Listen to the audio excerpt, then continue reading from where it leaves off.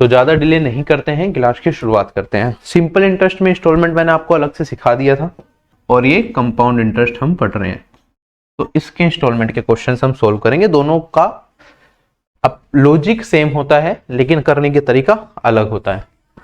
जैसे कि हमारे पास एक सिंपल सा सवाल है, a builder borrows 2550 rupees to be paid back at the end of 4% per annum by the end of 2 years in 2 equal installments at compound interest. How much will each installment be? ठीक है, एक ने क्या करा, एक builder ने 2550 क्या करे, उधार लिए, और उसे ये पे करने हैं 4% पर एनम के इंटरेस्ट रेट से 2 साल में 2 इक्वल इंस्टॉलमेंट्स में। इंस्टॉलमेंट कब जाएगी, साल के अंत में जाएगी। तो हमें बताना है कि हर एक इंस्टॉलमेंट कितने रुपए की रही। ठीक, अगर मैं इसे बेसिक से देखूं, ध्यान से कंसेप्ट को समझना, तो मैं मान लेता हूं वो इंस्टॉलमेंट, अगर उसने मान लो आज है मेरे पास 1 जनवरी सन 2000, क्लियर हो गया, आज इसने पैसा उधार लिया। ठीक, पहली इंस्टॉलमेंट कब भरेगा, 1 जनवरी 2001 को। दूसरी इंस्टॉलमेंट कब भरेगा, 1 जनवरी 2002 को। जब दूसरी इंस्टॉलमेंट वो पे कर देगा तो जितना भी पैसा उसने उधार लिया वो सारा का सारा क्या हो जाएगा, खत्म हो जाएगा। कितना पैसा उसने उधार लिया, 2550 उसने उधार लिया। क्या यही क्वेश्चन कह रहा है? अच्छा, अगर 2 साल की बात करूं, 1 जनवरी 2002, यही मेरे पास वो डेट होगी जब सारा का सारा पैसा क्या होगा, लौटाया जाएगा, राइट। तो इस पर्टिकुलर डेट पे आप देखेंगे जब पैसा उधार लिया और यहां से यहां तक कितना टाइम पीरियड हो गया, क्या 2 साल हो गया। अगर इतना पैसा उधार लिया गया है तो इस पे ब्याज कितना लगेगा, क्या कहेंगे, 2 साल का ब्याज लगेगा। तो मैं कहूंगा ये हो जाएगा 2550, और अगर इस पे 4% पर एनम के इंटरेस्ट रेट से 2 साल का ब्याज लगाऊं तो 4% क्या होता है, 25 रुपीज इन्वेस्ट करते हैं तो 26 बनते हैं 1 साल में, और 2 साल की बात करूं तो मेरे पास यही आएगा। क्या इतना पार्ट क्लियर हो गया? मैंने कहा अगर सारा का सारा पैसा मैं लास्ट में 1 जनवरी 2002 को ही लौटाता तो मुझे इतने पैसे क्या करने पड़ते, पे करने पड़ते। लेकिन जब इंस्टॉलमेंट की बात कर रहे हैं, वो हर साल के अंत में कुछ ना कुछ पैसा लौटा रहा है, तो कुछ पैसा उसने 1 साल के बाद लौटा दिया, तो ब्याज क्या वो सारे पे भरता रहेगा, नहीं।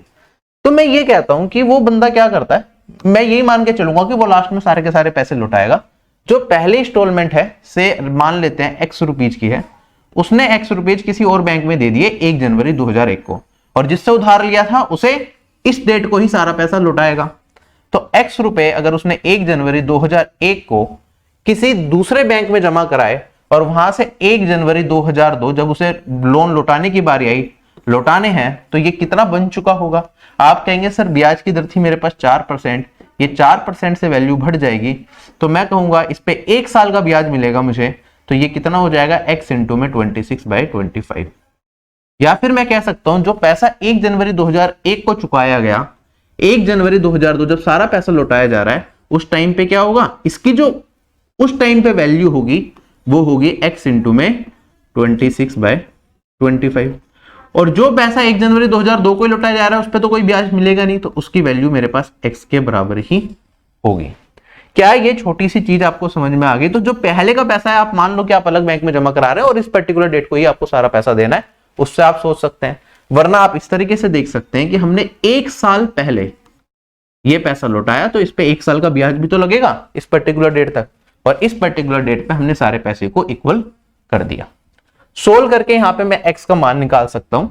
आप कहेंगे सर x की वैल्यू हो जाएगी, अभी बिल्कुल बेसिक से कर रहा हूं मैं, यहां पे कोई ट्रिक नहीं लगा रहा, कुछ नहीं कर रहा मैं यहां पे। तो 26 में ऐड होगा तो 51/26, और ये किसके बराबर हो जाएगा मेरे पास, 2550 26/25 का होल स्क्वायर। सोल्व करके x का मान निकाल लेंगे, मेरे पास यहां पे x का मान आएगा। अच्छा, अब धीरे धीरे कुछ चीजें समझते हुए चलना। यहां पे ये 25 का स्क्वायर है, ये 25 है, एक 25 यहां पे रह जाएगा। इसके बाद 51 से काटूंगा तो ये 50 टाइम्स जाएगा, और यहां पे मैं देखूंगा ये 26 स्क्वायर मेरा एज इट इज बचा हुआ है, और ये 26 और 25 तो मुझे पता है ऑलरेडी को प्राइम होंगे, क्योंकि जब मैं 4% से कर रहा हूं तो 26/25 जितनी भी वैल्यू कट सकती थी मैंने काट दी थी, तो ये वाला पार्ट और ये वाला पार्ट तो को प्राइम है ही, ठीक है। तो मेरे पास जनरली जब भी इस तरह का आंसर आता है, हमसे इंस्टॉलमेंट पूछा जाए, तो उस केस में जो मेरा आंसर होता है वो इसका मल्टीपल होता है, इस वाले फैक्टर का। मतलब 4% था तो 4% में वैल्यू क्या होगी, 26/25 होगी एक साल में। 2 साल की बात कर रहा हूं तो ये होगा। तो मेरा जो आंसर होगा, इसका जो न्यूमरेटर वाला पार्ट है, इसके स्क्वायर का मल्टीपल होगा। मतलब मेरा जो भी आंसर होगा वो 26 के स्क्वायर का मल्टीपल होगा। इससे आप डायरेक्टली अपना आंसर भी निकाल सकते हैं। 26 को अगर फैक्टर्स में ब्रेक करूं तो आप कहेंगे सर ये 13 × 2 है। 2 और 5 के फैक्टर्स को जनरली इग्नोर भी कर देते हैं हम, ठीक है। तो 13 मेरे पास एक ऐसा प्राइम नंबर है, तो मेरा जो भी आंसर होगा वो 13 के स्क्वायर का मल्टीपल होगा। आप ये भी देख सकते हैं, ठीक। अभी इस क्वेश्चन को फिलहाल मैं सोल्व कर लेता हूं। यहां से काटूंगा तो 2 टाइम्स, ये आएगा मेरे पास 676, 2 से मल्टीप्लाई करूंगा तो मेरे पास 1352 आ जाएगा। यही मेरा इस सवाल का उत्तर है। अब इसी क्वेश्चन को डायरेक्टली मैं इसी मेथड से करता तो मेरे पास क्या क्या चीजें निकल के आती। आप देखेंगे यहां पे मेरे पास जो आंसर होता, मैंने कहा इस 26 स्क्वायर का मल्टीपल होगा। तो चारों ऑप्शन से 26 स्क्वायर का मल्टीपल कौन सा है, 26 का आप स्क्वायर भी कर लेंगे तो 676 मिलेगा। और आपको सीधा सीधा दिख रहा है 676 इंटू में 2 ये है। और कोई भी वैल्यू आपको यहाँ पे 13 का मल्टीपल भी नहीं मिल रही। 26 का स्क्वायर तो दूर की बात है, इसका फैक्टर अगर मैं 13, इसका स्क्वायर का मल्टीपल मेरा आंसर होना चाहिए। मेरे 13 का मल्टीपल भी कुछ नहीं मिल रहा, सिर्फ इसी ऑप्शन के। तो वही आंसर होगा मेरा। क्वेश्चन देखते ही 10 सेकंड में खत्म किया जा सकता था। क्लियर। तो ये हमारी बेसिक अप्रोच है, ठीक है। इसमें यहाँ पे हमारा सारा कंसेप्ट भी आ गया। और डायरेक्ट करना है तो हम इस तरीके से इस क्वेश्चन को कर सकते हैं। क्या इस क्वेश्चन को करने की हमारे पास और भी अप्रोचेस है? Yes, we have multiple approaches. मैं हर एक अप्रोच आपको इस क्वेश्चन में बताऊंगा। उसके बाद हम एक सिंगल अप्रोच को पकड़ते हुए जो जो क्वेश्चन हो सकते हैं वो करेंगे। और जिस क्वेश्चन में कौन सी अप्रोच आपके लिए बेस्ट रहेगी वो भी मैं आपको साथ के साथ बताता चलूंगा। मल्टीप्लीकेशन फैक्टर वाला तब काम आएगा जब एग्जैक्ट वैल्यू में आंसर हो। अगर अप्रोक्सीमेट वैल्यू में आंसर दे दिया तो मल्टीप्लीकेशन वाला आपका फैक्टर जो हमारा तरीका है वो काम नहीं आएगा। हमें बेसिक से पूरा फिर सोल्व करना पड़ता है। अब इसी क्वेश्चन को अगर मैं दूसरे अप्रोच से देखूं, ध्यान से समझना इस चीज को। आप कहेंगे सर इंटरेस्ट रेट है कितना, 4%। अगर 4% का इंटरेस्ट है तो 25 रुपीज कितने बनेंगे एक साल में मेरे, 26 बनेंगे। टोटल कितनी इंस्टॉलमेंट्स हम पे कर रहे हैं, 2 इंस्टॉलमेंट्स पे कर रहे हैं। तो अगर यहां पे मेरे पास ये वाली वैल्यू है 25/26, क्या मैं प्रेजेंट वैल्यू में भी इस चीज को ट्राई कर सकता हूं करने का? रेशियो मेथड पे आगे आएंगे। अब प्रेजेंट वैल्यू पे चलते हैं। मैंने उधार लिया पैसा कितना, मैंने उधार लिया यहां पे पैसा 2550 ही, ठीक है। ये है बात 1 जनवरी सन 2020 मान लो, चलो कोई नहीं। अब हम आगे बढ़ते हैं। अब 1 जनवरी 2021 में मेरी पहली किस्त जाएगी, पहली इंस्टॉलमेंट भरी जाएगी x रुपीज की। और 1 जनवरी 2022 में मेरी सेकंड किस्त भरी जाएगी x रुपीज की। और सारी पेमेंट मेरी क्या हो जाएगी, खत्म हो जाएगी, ठीक है।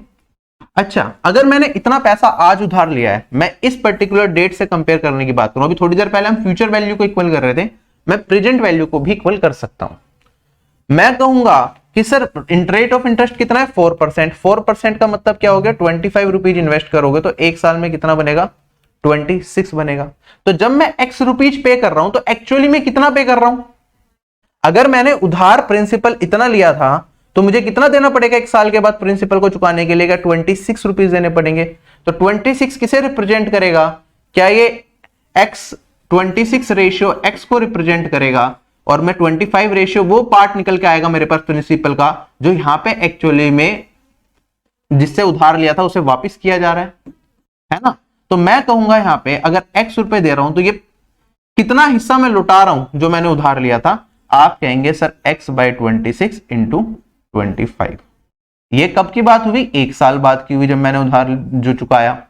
अगर मैं 2 साल के बाद कुछ पैसा चुका रहा हूं दैट इज x रुपीज, तो उस केस में क्या होगा, 1 साल में मेरे पास प्रिंसिपल और अमाउंट का रेशियो होता है 25/26, 4% के हिसाब से।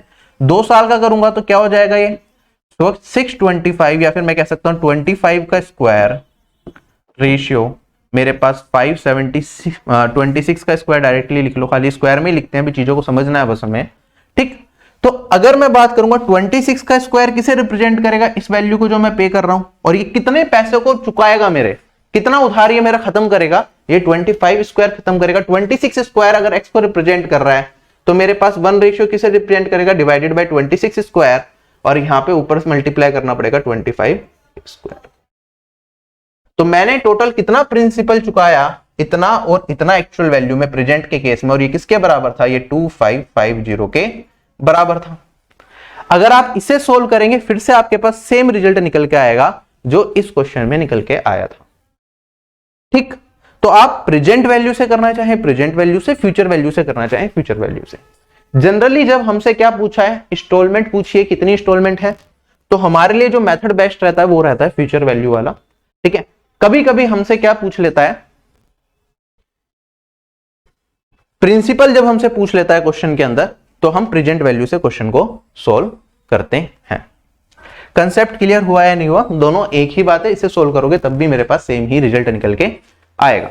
25/26 अगर मैं कॉमन ले लूं, या इधर 25/26 का स्क्वायर कॉमन ले लूं, तो ये 2550 इंटू में 26/25 का होल स्क्वायर आ जाएगा। ये मेरे पास रह जाएगा यहाँ पे x इंटू में 26/25 और यहां पर रह जाएगा x, पिछले क्वेश्चन वाला रिजल्ट।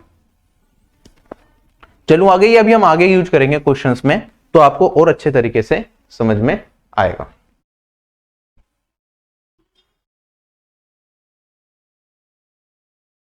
एक क्वेश्चन हमारे पास ये है, फटाफट से करिए।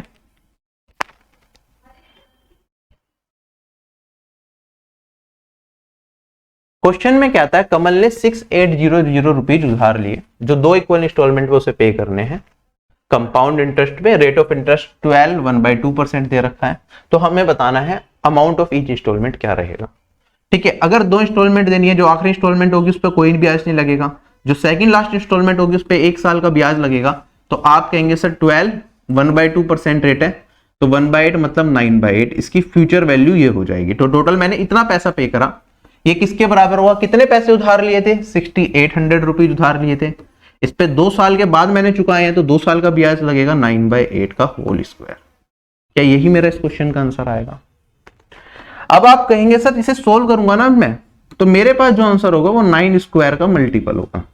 ठीक है, क्योंकि जब आप इसे सिंप्लीफाई भी करेंगे ना, ये वाला पार्ट, कभी भी आपको यहाँ पे न्यूमरेटर में इस 9 स्क्वायर का मल्टीपल नहीं मिलेगा, चाहे कोई भी वैल्यू हो, आप चेक कर सकते हैं। और अगर नहीं मिलेगा मेरा आंसर 9 स्क्वायर क्या होता है, 81 का मल्टीपल मेरा आंसर होगा। तो चारों ऑप्शन में 81 से कौन कौन सी वैल्यू कट रही है, ये वाली वैल्यू मेरी 81 से कट जाएगी। क्या ये वाली वैल्यू मेरी 81 से कटेगी? नहीं कटेगी। क्या ये वाली वैल्यू 81 से कट रही है, 5 टाइम्स कट जाएगी, ये वाली वैल्यू नहीं कटेगी। तो इन दोनों में से कोई आंसर होगा। अब मैंने अगर 6800 रुपीज उधार लिए हैं, क्या ऐसा हो सकता है कि 12.5% पे 2 इंस्टॉलमेंट में 8100 रुपए की भरूं? 8100 मतलब इससे भी कहीं ज्यादा, और इसकी 2 इंस्टॉलमेंट दूंगा तो मतलब टोटल कितना पैसा पे करना पड़ गया, 16,200। ऐसा हो सकता है क्या? नहीं हो सकता। तो ये वाला ऑप्शन भी मेरा क्या होगा, कट जाएगा, और मेरा आंसर यही करेक्ट हो सकता है। क्लियर है सभी लोगों को? वरना बेसिक से भी सोल्व कर लोगे, बिल्कुल भी आपको टाइम नहीं लगेगा। चलूं क्या मैं आगे? अब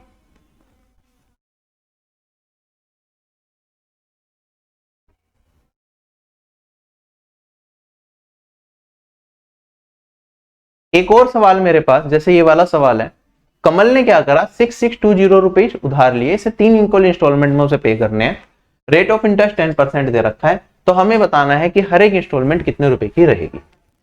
आप कहेंगे सर रेट ऑफ इंटरेस्ट कितना है, 10% है। अगर 10% की बात करूंगा मैं, तो 11/10 फैक्टर का आता है मेरे पास, तो कहीं ना कहीं जो अमाउंट बनेगा वो 6620 इंटू में 11/10 का क्यूब बनेगा। तो मेरा आंसर क्या होगा, 11 के क्यूब का मल्टीपल। 11 का क्यूब क्या होता है, 1331। मेरा आंसर इसका मल्टीपल आना चाहिए, और चारों ऑप्शन अगर मैं देखूं तो यही ऑप्शन है जो इसका मल्टीपल है, तो यही आंसर होगा अगर एग्जैक्ट वैल्यू में आंसर दे रखा है। क्लियर है सभी लोगों को? डायरेक्टली हम कर सकते हैं, बेसिक से आप सोल्व करेंगे तो बेसिक स्टेप भी लिख देता हूं मैं कहूंगा पहले थर्ड इंस्टॉलमेंट x रुपीज की है, इस पे कोई ब्याज नहीं मिलेगा। सेकंड लास्ट इंस्टॉलमेंट पे क्योंकि 1 साल का ब्याज लगेगा तो 11/10 होगी। उससे पहले वाले इंस्टॉलमेंट पे x 11/10 का होल स्क्वायर, यही होगा। और ये किसके बराबर होगी, ये बराबर होगी मेरे पास 6620 और यहाँ पे 11/10 का whole cube. This will be the solution of this. आप इसे सिंप्लीफाई करेंगे, सोल्व करके आपके पास x का मान आ जाएगा 2662। चलूं क्या आगे? थोड़ा और सिंप्लीफिकेशन, अगर आप यहाँ पे 11 वगैरह इन सब के चक्कर में नहीं पढ़ना चाहते तो आप इसे इस तरीके से भी देख सकते हैं। देखो मुझे पता है यहाँ पे 11 का स्क्वायर 121, x 1.21, यहां पे मैं लिखूंगा x 1.1 और यहां पे लिखूंगा x, राइट। ये मेरे पास हो जाएगा, मुझे पता है 11 का क्यूब 1331 होता है, तो 6620 इंटू में 1.331। इस तरीके से देखना चाहें तो इस तरीके से भी देख सकते हैं, अगर आपको नॉर्मल कट पिट नहीं करना। आपके पास यहाँ पे 1, 1.1, 1.21 कितना बन जाएगा मेरे पास 3.31, और ये आएगा मेरे पास 6620 इंटू में 1.331। पॉइंट से हटाऊंगा, यहाँ पॉइंट हट जाएगा, एक जीरो और लगेगी, जीरो से जीरो कैंसिल, इससे काटूंगा 2 टाइम्स, और ये वाली वैल्यू मेरे पास कितनी आ गई 266, सॉरी 2662। ठीक है, क्लियर है सभी लोगों को? जल्दी से बताओ, क्या इतनी चीज हमें अच्छे तरीके से समझ में आ रही है कि हमारा ये आंसर आएगा? नेक्स्ट क्वेश्चन हमारे पास कहता है रहीम 2522 रुपीज बोरो करता है और इसे कंपाउंड इंटरेस्ट पे देने की बात करता है 5% पर एनम के हिसाब से, 3 इक्वल इंस्टॉलमेंट भरनी है, तो हमें बताना है amount of each annual instalment क्या हो। अब देखो, इसमें मैं 2-4 चीजें आपको साथ के साथ और ऐड ऑन करके बताऊंगा। पहले आप बेसिक सी चीज समझ लें। यहां पे हमारे पास क्या है, अगर मैं इतने पैसे उधार ले रहा हूं और 3 इंस्टॉलमेंट में उसे पे करूंगा, ठीक है, तो मेरे पास क्या होगा, जो मेरी हर एक इंस्टॉलमेंट होगी उसे 3 से मल्टीप्लाई कर दूं, क्योंकि 3 इंस्टॉलमेंट में पे कर रहा हूं, क्या 3x, क्योंकि मैं सब कुछ टाइम के बाद ये पैसे को पे कर रहा हूं, तो जो पैसा पे करूंगा इससे तो ज्यादा ही होगा प्रिंसिपल से, तो आप मान के चलेंगे सर ये 2522 से मेरे पास जो 3x की वैल्यू होगी ये बड़ी ही होगी, और x मेरा क्या होगा, हमेशा बड़ा होगा इससे। अगर 3 ईयर की इंस्टॉलमेंट बन रही है, 4 ईयर की होती तो मैं कहता x जो होगा वो दिस डिवाइडेड बाय 4 से बड़ा होगा। लॉजिक की बात है, ठीक। अगर मैं इसके डिवाइडेड बाय 3 करता हूं तो 800 कुछ समथिंग मेरे पास वैल्यू आएगी, तो 4 ऑप्शन मेरे उससे बड़े जा रहे हैं, लेकिन इस तरीके से भी हम कुछ ऑप्शंस को एलिमिनेट कर पाते हैं, तो ये वाला फंडा भी आपको हमेशा याद रखना है। आगे बढ़ता हूं, अब मेरे पास रेट ऑफ इंटरेस्ट कितना है 5%। 5% का मतलब क्या होता है, 21/20 करना पड़ेगा मुझे प्रिंसिपल को, और यहां पे क्या करना पड़ेगा, क्यूब करना पड़ेगा। आपको पता है 21 का क्यूब क्या होता है मेरे पास, क्या 21 का क्यूब मेरे पास 9261 होता है। चांसेस है मेरा जो आंसर होगा इसके मल्टीपल्स में कहीं ना कहीं कुछ होगा। चारों ऑप्शन देखूं, मुझे 9261 यहां पे डायरेक्टली दिख रहा है, तो यही आंसर होगा, खत्म हो गया क्वेश्चन, ज्यादा चेक करने की जरूरत नहीं है। पॉइंट वगैरह तो कुछ ध्यान मत दो इतना, लेकिन मेरा आंसर मुझे डायरेक्टली दिख रहा है कि यार ये दिख रहा है, तो इसके आंसर सही होने के चांसेस सबसे ज्यादा होंगे चारों ऑप्शंस के अंदर। आप चाहें तो बेसिक से सोल्व कर ले, तरीका मैं आपको ऑलरेडी बता चुका हूं।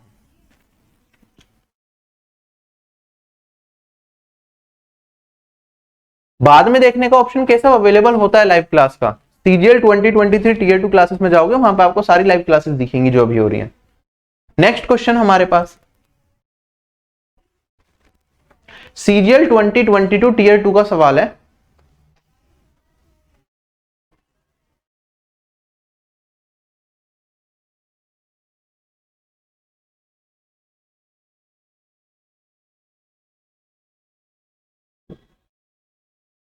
अब देखो क्वेश्चन में कहता है, रजनीश ने क्या करा, 1500 रुपए बैंक से उधार लिए, सारे पैसों को 2 इक्वल इंस्टॉलमेंट में उसने पे करा, ठीक है। रेट ऑफ इंटरेस्ट दे रखा है 40%, तो हमें बताना है प्रत्येक इंस्टॉलमेंट कितने की होगी। 40% मतलब 7/5, तो मेरे पास यहाँ पे ये 1500 2 साल के बाद 7/5 का होल स्क्वायर होगा, यही होगा मेरा आंसर। किसका मल्टीपल होगा, 7 स्क्वायर का मल्टीपल होगा, मतलब 35 का मल्टीपल होगा। चारों ऑप्शन में आप देख, सॉरी 49 का मल्टीपल होगा। चारों ऑप्शन देखो, 49 का मल्टीपल कौन कौन सा है मेरे पास, क्या ये 49 का मल्टीपल है, नहीं है। ये तो मुझे पता है 35 का स्क्वायर होता है, तो ये मेरा 49 का मल्टीपल है। क्या ये 49 का मल्टीपल है मेरे पास, यहाँ पे ध्यान से देखेंगे, यहाँ पे मेरे पास 2 जा 98, ठीक है, फिर 225, ये 49 2 जा 98, 145, ये भी 49 का मल्टीपल नहीं है। क्या ये 49 का मल्टीपल है, 3 जा, ये 30 टाइम्स जा रहा है, ये 49 का मल्टीपल है। अब एग्जाम में ऐसे 2 ऑप्शंस भी हो सकते हैं जो हमारे इस पर्टिकुलर वैल्यू के मल्टीपल है, तो इस केस में अब मैं डायरेक्टली नहीं कह सकता, तो मुझे आगे क्वेश्चन को सोल्व करना ही पड़ेगा। या तो हमारा आंसर ये होगा, या फिर हमारा आंसर क्या होगा, ये होगा, ठीक। अगर मैं आगे बढ़ता हूं, यहाँ पे मान लो हर एक इंस्टॉलमेंट मेरे पास x रुपीज की है, तो लास्ट इंस्टॉलमेंट पे कोई ब्याज नहीं लगेगा, सेकंड लास्ट इंस्टॉलमेंट पे 1 साल का ब्याज लगेगा, तो ये वैल्यू बनेगी। यहां पे मेरे पास ये x इंटू में 12/5 आएगा और ये मेरे पास 1500 और ये 49/5 स्क्वायर। एक 5 से कट जाएगा यहाँ पे, तो मैं इसे यहाँ पे 5 लिख सकता हूं खाली। 5 से काटूंगा इसे तो 300, 12 से 300 को काटूंगा तो 25। 25 इंटू 49, ये 5 का स्क्वायर है, ये मेरे पास 7 का स्क्वायर है, 35 का square, that is 1225। This will be my answer. Clear है सभी लोगों को?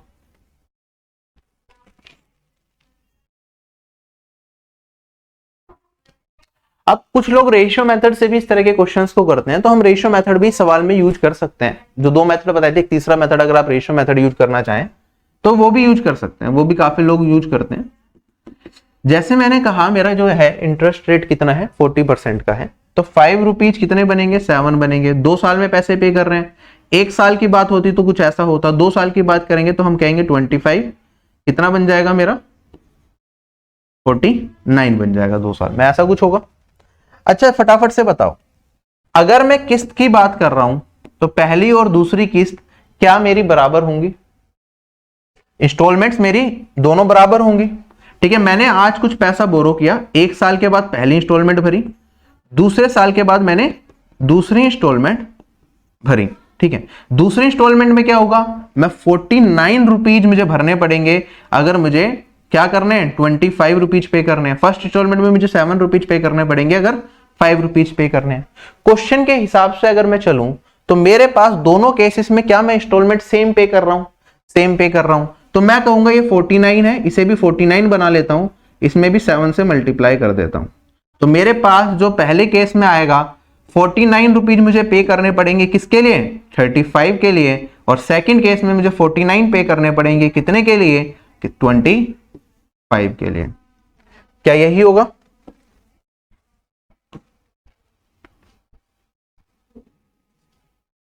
टोटल कितने पैसे मैंने उधार लिए थे, टोटल मैंने 35 प्लस 25, ये हो गया मेरे पास यहाँ पे 60 रुपीज। 60 रुपीज अगर उधार लिए हैं, वो किसके बराबर है 60 रुपीज, मेरा 1500 के बराबर है। हर एक इंस्टॉलमेंट कितनी की है, 49 की है। 49 का हम यहां से मान निकाल लेंगे, मेरा आंसर क्या आएगा, 1500 डिवाइडेड बाय,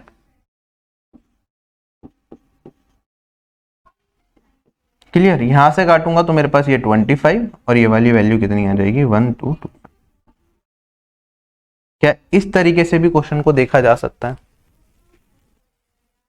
कोई क्वेरी है तो बताओ। मैंने कहा मैंने कुछ पैसा उधार लिया है ना, प्रिंसिपल लिया, 1 साल के बाद अगर मैं पैसा चुका रहा हूं तो जब मैं 5 रुपए मतलब 7 रुपए दूंगा तो मेरे 5 रुपए प्रिंसिपल के खत्म होंगे। 2 साल के बाद अगर मैं 49 रुपीज दूंगा तो मेरे 25 रुपीज एंड होंगे, राइट। इंस्टॉलमेंट दोनों सालों में मैं क्या कर रहा हूं, बराबर पे कर रहा हूं, तो इसे मैंने इक्वल कर दिया। तो मैंने कहा यहाँ पे भी 49 पे कर रहा हूँ, यहाँ पे भी 49, तो पिछले केस में क्या हुआ होगा, मैंने फर्स्ट ईयर में 35 रुपीज प्रिंसिपल के कम करे होंगे, सेकंड ईयर में 25 रुपीज कम करे होंगे प्रिंसिपल के। 35 प्लस 20 कितना हो गया, 60, जो कि मेरा क्या है, जो मैंने पैसा उधार लिया था। और यहां से अगर मैं सोल्व करता हूं, मुझे किसका मान बताना है, 49 का मान बताना है, तो वही मेरा आंसर हो जाएगा। ठीक है, इसी चीज से आप ये भी कंपेयर कर सकते हैं कि जो मेरा आंसर होगा ना वो 49 का मल्टीपल होगा, क्योंकि मुझे 49 रेशियो का मान बताना है। और वो स्टार्टिंग से जब 2 साल थे मुझे पता था नीचे जाते जाते यहाँ पे 5:7 का स्क्वायर करना पड़ेगा, तो मुझे यहाँ पे 49 मिलेगा और मेरा आंसर 49 का मल्टीपल होगा। ये बेसिक्स थे, ये आप डायरेक्टली हम आगे चाहें तो रेशियो मेथड्स को यूज कर सकते हैं अपने क्वेश्चन को सोल्व करने के लिए। चलो आगे, जिससे कि हमें एक चीज बार बार लिखनी ना पड़े। Ratio method is also a good method to solve this kind of questions. अगले सवाल पे चलते हैं। सीजीएल 2021 टीयर 1 का सवाल है। क्वेश्चन में कहता है हमारे पास 4620 रुपीज है, ये 2 इक्वल इंस्टॉलमेंट में पे करने हैं। हर एक इंस्टॉलमेंट कितने की होगी, अगर रेट ऑफ इंटरेस्ट मेरे पास कितना है, 10% पर एनम है। अच्छा, अब इसे सोल्व करने के लिए क्या करेंगे, आप अगेन कहेंगे 10% है तो मेरे पास 11/10 और इसका स्क्वायर आ जाएगा, है ना। तो 11 का स्क्वायर 121, चारों ऑप्शन में आप देखेंगे 121 से कौन कौन से ऑप्शंस कट रहे हैं, तो आप अपना आंसर निकाल पाएंगे, लेकिन 121 से चेक करना मुश्किल है। खाली 11 से अगर मैं चेक करता हूं तो मैं देखूंगा यहाँ पे चारों ही ऑप्शंस मेरे 11 से डिविजिबल हैं। फिर दोबारा एक बार काटूंगा, फिर 11 से चेक करूंगा, तो वो मेरे लिए थोड़ा लंबा प्रोसेस हो सकता है। ठीक है, अब ऐसे में मैं क्या करूंगा, मैं इसे बिल्कुल बेसिक से एक काम करता हूं, सोल्व करना स्टार्ट कर देता हूं।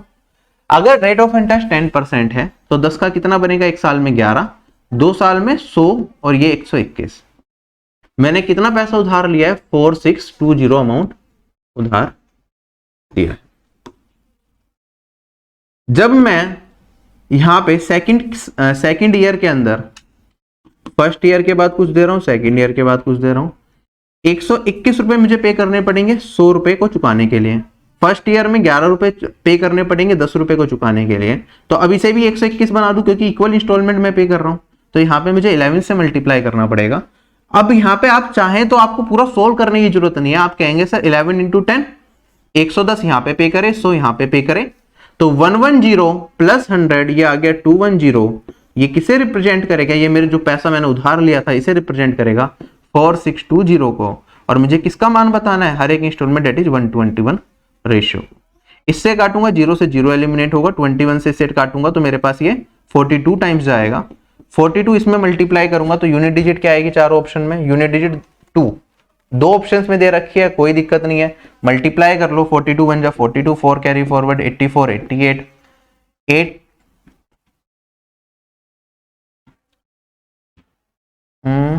एक सेकेंड, ये 42 नहीं है, सॉरी 22 है, 22 है, 22 से मल्टीप्लाई करूंगा तो 2 और 44, 46, 62 आएगा लास्ट में, option number A is correct.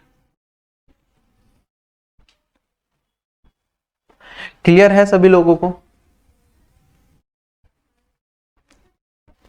ये वाला मेथड जो रेशियो मेथड अभी हम चल रहे हैं, सारे क्वेश्चंस अब मैं आगे के इसी मेथड्स को यूज करते हुए सोल्व करूंगा, कोई भी दिक्कत आपको नहीं आएगी। जो बेसिक स्टार्टिंग में चीजें बताई गई थी वो आपको कंसेप्ट की क्लियरिटी के लिए समझाई गई थी। ठीक है, अब हम सारे के सारे क्वेश्चंस इसी मेथड से सोल्व करते रहेंगे। किसी को रेशियो मेथड में कोई दिक्कत है तो मुझे बताइए प्लीज। रेशियो मेथड में किसी को कोई दिक्कत है तो मुझे प्लीज बताइए, वरना मैं आगे बढ़ रहा हूं अब।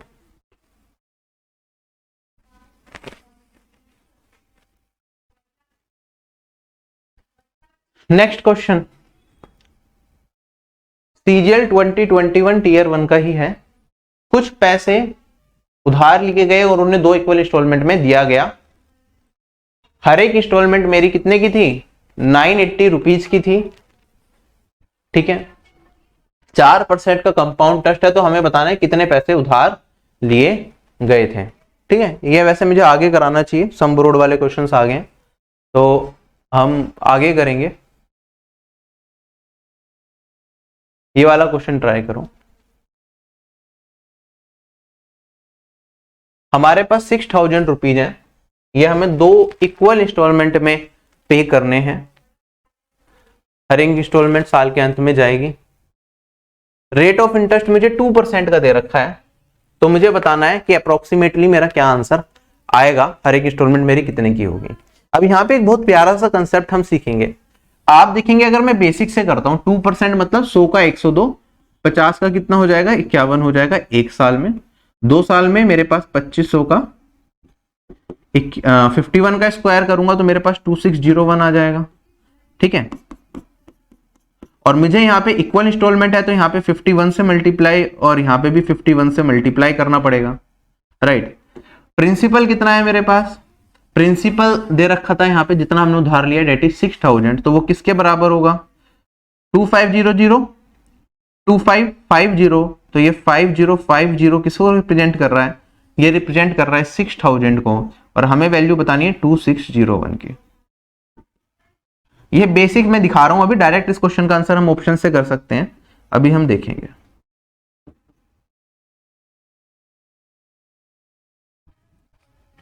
ठीक, क्या ये वैल्यू आएगी। अब 4 ऑप्शंस दे रखे हैं, एक 3589 है, एक 3100 के आसपास है, एक 2100 के आसपास है, एक 2200 के आसपास है।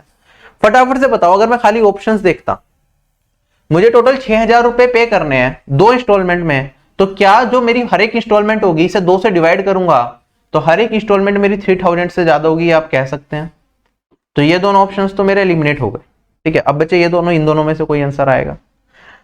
दोनों इंस्टॉलमेंट्स मेरी इक्वल हैं, है ना, और रेट ऑफ इंटरेस्ट कितना है, 2% का है। और मुझे अप्रोक्स वैल्यू बतानी, एग्जैक्ट वैल्यू बतानी होती तो मैं सोल्व भी करता, क्योंकि आगे एक टाइम पे आगे कटना बंद हो जाएगा तो मुझे बेसिक से कैलकुलेशन करनी पड़ेगी, तो मैं उस पर नहीं जा रहा। मैं कह रहा हूं अगर 2% का मेरे पास इंटरेस्ट रेट है, मैंने आज कुछ पैसा पी क्या करा, उधार लिया 2 साल के लिए, तो 1 साल के बाद कुछ पैसा लौटाया जाएगा इसका, और दूसरे साल के बाद कुछ पैसा लौटाया जाएगा, और एक्स अमाउंट लौटाया जाएगा। तो चांसेस हैं जो पहले साल के बाद पैसा लौटाया जाए, क्योंकि ब्याज की दर बहुत कम है, इंटरेस्ट क्या है, वेरी कम, बहुत कम। ठीक है, वेरी लो, राइट। तो मैं मान के चलूंगा लगभग जो मेरा इंटरेस्ट रेट होगा ना, मतलब जो पहली इंस्टॉलमेंट होगी उसकी आधे के बराबर होगी, अगर बहुत कम इंटरेस्ट रेट है।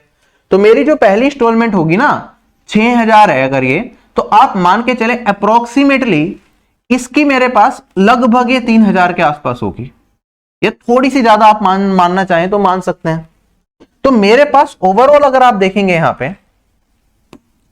यहां पे मेरे पास वैल्यू क्या है, यहां पे मेरा 1 साल का ब्याज लगेगा 2% के हिसाब से 6000 रुपए पे, 3000 मैंने चुका दिए, तो मोटा मोटा आप कह सकते हैं बाकी 3000 रुपए पे अगले साल मुझे क्या लगेगा, 2% का इंटरेस्ट, मतलब इसके आधे पे।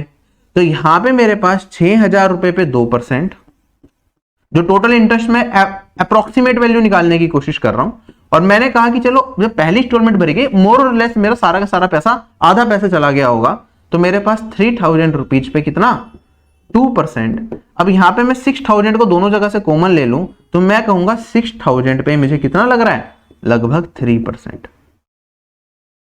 टोटल पे जो मेरा इंटरेस्ट लगेगा ऑन एन एवरेज वो लगभग इसके आसपास लगेगा। ठीक है, और इसका अगर आप एवरेज वैल्यू मतलब ये निकालेंगे तो मेरे पास ये 180 के आसपास बनेगा, है ना। और अगर ये 180 बन रहा है तो इसे 2 इंस्टॉलमेंट में मुझे पे करना है। 3000 पे पहली इंस्टॉलमेंट कितनी ज्यादा होनी चाहिए, लगभग 90 के आसपास, इसका आधा। 90 यहां पे दे दो, 90 यहां पे दे दो। ये एक अप्रोक्सीमेशन का तरीका है जो आप डायरेक्टली सोच सकते हैं। अगर मेरे पास इंटरेस्ट रेट क्या हो, बहुत कम हो, तो मैं ये कह सकता हूं, और ऑप्शंस बहुत ज्यादा दूरी पे हो, तो मेरे पास क्या, अगर 2 साल की बात चल रही है, आप क्या कहेंगे, सर पहले साल पूरा रेट लगेगा, फिर अमाउंट आधा हो जाएगा लेकिन रेट सेम रहेगा, तो आप कह सकते हैं सर अमाउंट को सेम कर देता हूं मैं, रेट को आधा कर देता हूं। बात तो वही है, तब भी वही चीज है। तो मेरे पास पहले 2% का लगा, फिर 1% का लगा, ओवरऑल कितना हो गया मेरे पास, 3% का। 3% इसका निकालूंगा 180, 2 पार्ट में स्प्लिट कर दूंगा तो कितना आएगा, 90। तो हर एक इंस्टॉलमेंट में मुझे लगभग क्या देना पड़ेगा, 90 रुपए फालतू देने पड़ेंगे। तो मेरे पास जो वैल्यू आएगी इस क्वेश्चन का आंसर वो यही होगा। ये वाला आंसर मेरा पॉसिबल ही नहीं है, तो बहुत ज्यादा दूरी पे चला गया। क्या ये छोटी सी चीज समझ में आई, वरना कैलकुलेशन तो आप कर ही सकते हो, कोई दिक्कत नहीं है इसमें। 0 काट दोगे, फिर 5 से काट दोगे, आंसर आ जाएगा आपका। लेकिन लंबा जाने के अच्छा है कि हम डायरेक्टली अपने चीजों को, कुछ कॉन्सेप्ट्स को अपने क्लियर रखें, जिससे कि हम ऑप्शंस देखते ही अपने आंसर को मार्क कर पाए। एक नेक्स्ट पार्ट है हमारे पास, amount paid at the end to clear the dues.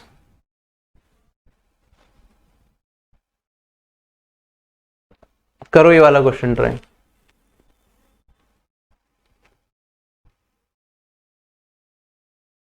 एक आदमी क्या करता है, कुछ पैसे बोरो करता है, कितने, 3000 एक बैंक से 30% इंटरेस्ट पे पर एनम।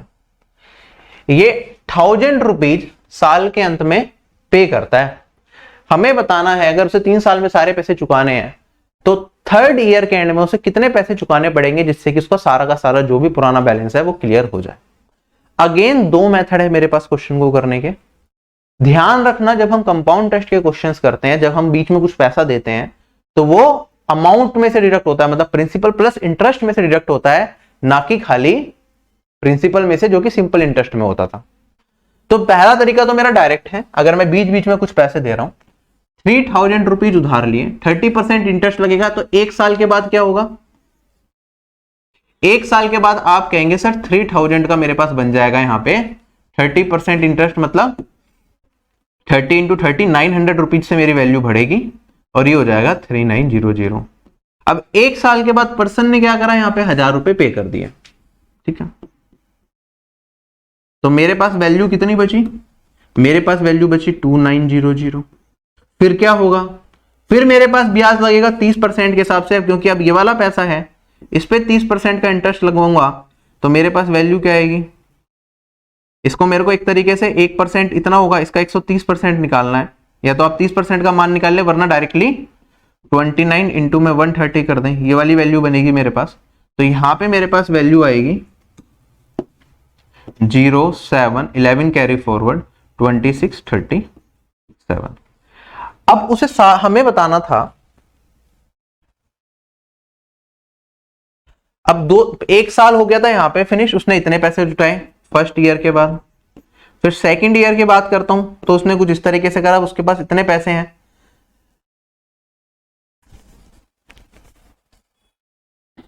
अब फिर से वो क्या करेगा, यहां पे 1000 रुपीज लौटा देगा, 1000 रुपीज लौटा देगा सेकंड ईयर के बाद, तो बचेगा कितना 2770 रुपीज।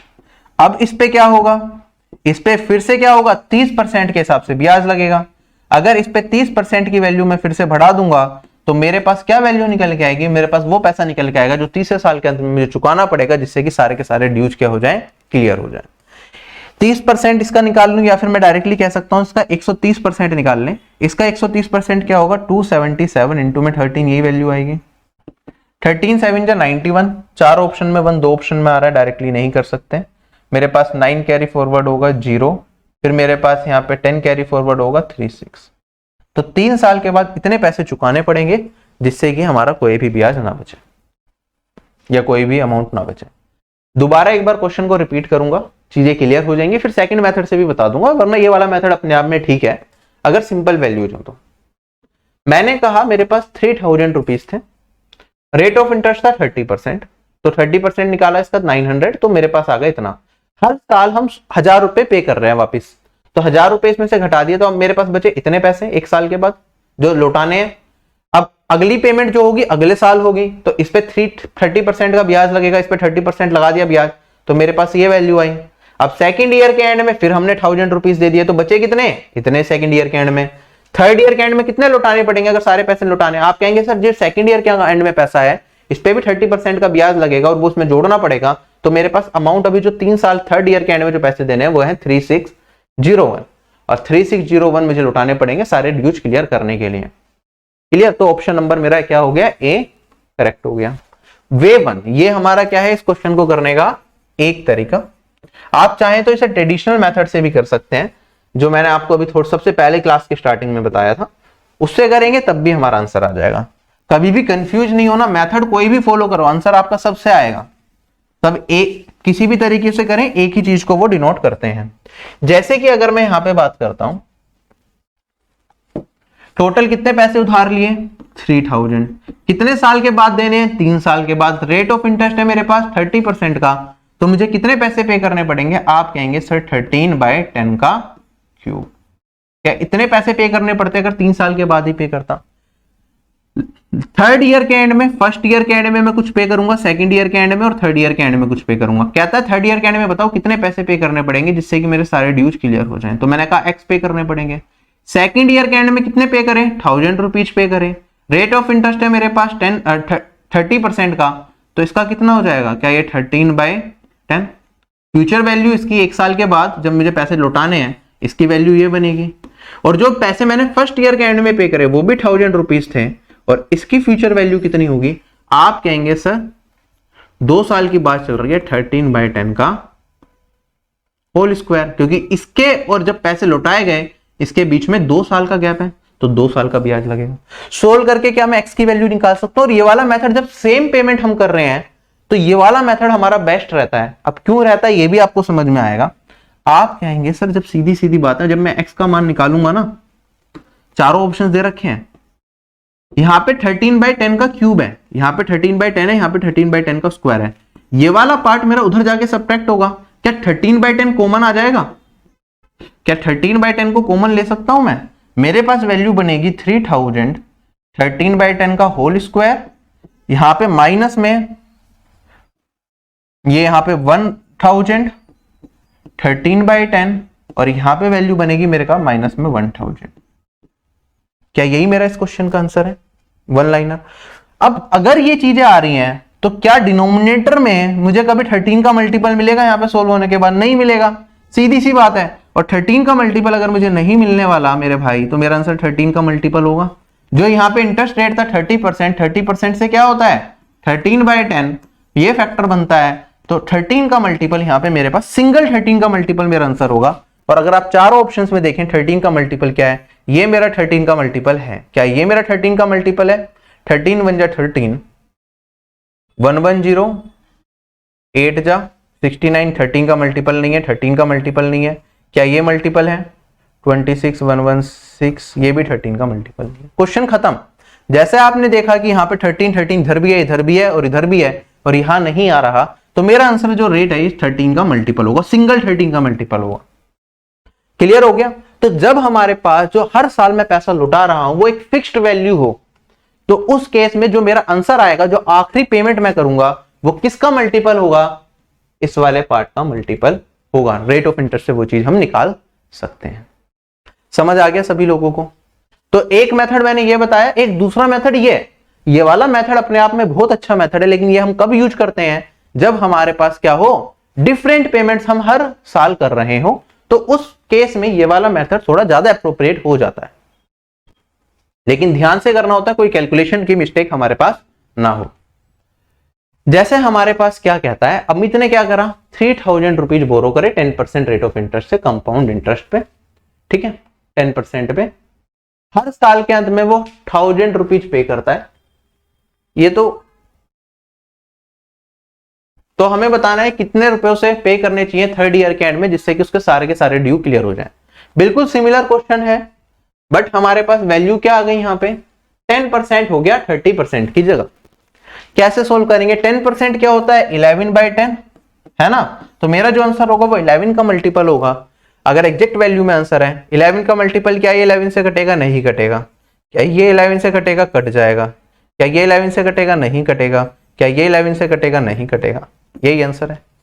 अगर एग्जैक्ट वैल्यू में एग्जामिनर ने आंसर दिया है तो मेरा आंसर क्या होगा? ऑप्शन नंबर बी ही होगा। क्वेश्चन खत्म हो चुका, मुझे कुछ करने की जरूरत नहीं है। बेसिक से अगर आप देखते हैं तो पूरा का पूरा जैसे मैंने पिछला क्वेश्चन करा वैसे इस क्वेश्चन को भी अटेम्प्ट कर सकते हैं, कोई दिक्कत आपको नहीं आएगी। अगले सवाल पे बढ़ता हूं मैं। क्वेश्चन में कहता है एक आदमी ने 50,000 रुपीज बैंक से उधार लिए और उसे 3 एनुअल इंस्टॉलमेंट में पे करने का डिसाइड किया। रेट ऑफ इंटरेस्ट 10% रखा गया। फर्स्ट और सेकंड इंस्टॉलमेंट हमारी 20,000 और 25,000 की हैं, तो हमें बताना है थर्ड इंस्टॉलमेंट उसे कितने की पे करनी चाहिए जिससे कि पूरा का पूरा लोन खत्म हो जाए। दो मेथड्स बताए, दोनों में से कोई सा भी यूज कर सकते हो, लेकिन इसमें डायरेक्टली रेट का मल्टीपल होगा ये मैं नहीं कह सकता, ठीक।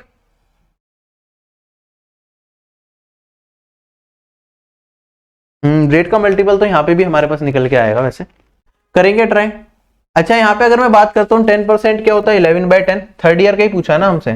11 का मल्टीपल अगर चारों ऑप्शंस में देखे जाए तो पहला ऑप्शन 11 से कट रहा है, दूसरा ऑप्शन 11 से नहीं कट रहा, तीसरा ऑप्शन यहाँ पे 11 से नहीं कट रहा, चौथा ऑप्शन हमारा 11 से कट रहा है क्या? 8 और 9 ये नहीं कट रहा। चांसेस है ऑप्शन नंबर 1 करेक्ट हो। एक बार देखते हैं बेसिक से हम इसे करके। मेरे पास क्या है? 50,000 रुपीज है, ठीक है। 3 साल की बात कर रहे हैं 10% के हिसाब से, तो 11/10 का क्यूब आएगा, है ना। तीसरे साल, दूसरे साल और पहले साल, अब मैं डायरेक्टली लिखूंगा तीसरे साल के अंत में मुझे x रुपीज पे करने हैं जिससे कि सारे ड्यूज क्लियर हो जाएं। पहले साल के अंत में कितने पैसे पे करे हमने? 20,000, ठीक है। तो कितने साल का ब्याज लगेगा? 2 साल का। तो 2 साल का ब्याज लग के जो पैसा होगा वो मुझे यहाँ पे घटाना पड़ेगा। 20,000 10% के हिसाब से 2 साल का ब्याज लगाऊंगा तो 11/10 का होल स्क्वायर आएगा। उसके बाद मेरे पास सेकंड ईयर में मैंने कितने पे करे? 25,000, तो इस पे 1 साल का ब्याज लगेगा, तो मेरे पास यहाँ पे आएगा 20,000, 25,000 और यहाँ पे 11/10 आएगा, यही आएगा। अब यहाँ पे भी अगर हम चाहें तो सारे ऑप्शंस में से मुझे 11 कॉमन मिल जाएगा, ठीक है, और आगे आप सोल्व कर सकते हैं। 11/10 को आप कॉमन ले सकते हैं ना यहाँ पे, तो मेरा आंसर 11 का ही मल्टीपल होगा। तो क्या मेरा आंसर आएगा इस क्वेश्चन का? 14850। आप सोल्व करके देख लें, जो ऑप्शन मेरा 11 से कटेगा, अगर एग्जैक्ट वैल्यू में क्वेश्चन पूछा तो वही आंसर आएगा। अप्रॉक्स पूछा तो हम नहीं कर सकते इस तरीके से, फिर हमें बेसिक से जाना पड़ेगा। Next question SSC MTS 2020।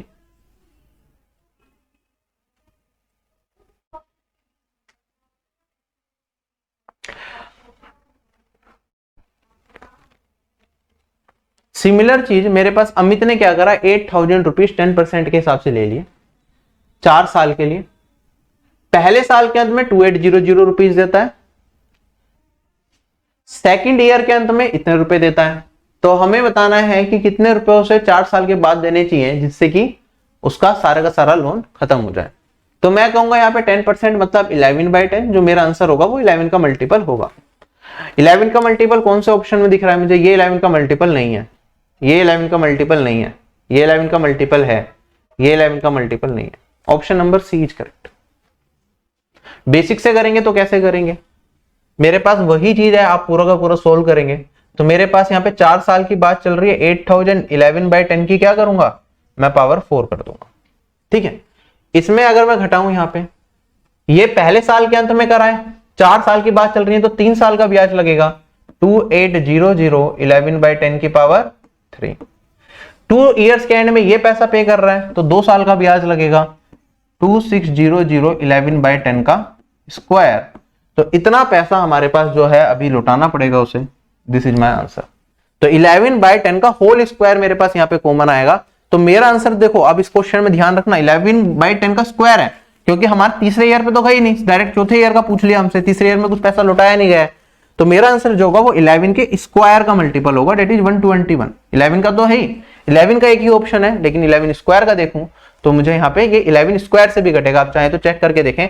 ये पहले मेरे पास 4 जा, ये वाला पार्ट 44 टाइम्स जाएगा, 11 से काटूंगा 440, और फिर 11 से कट जाएगा आपका ये 110, सॉरी 40।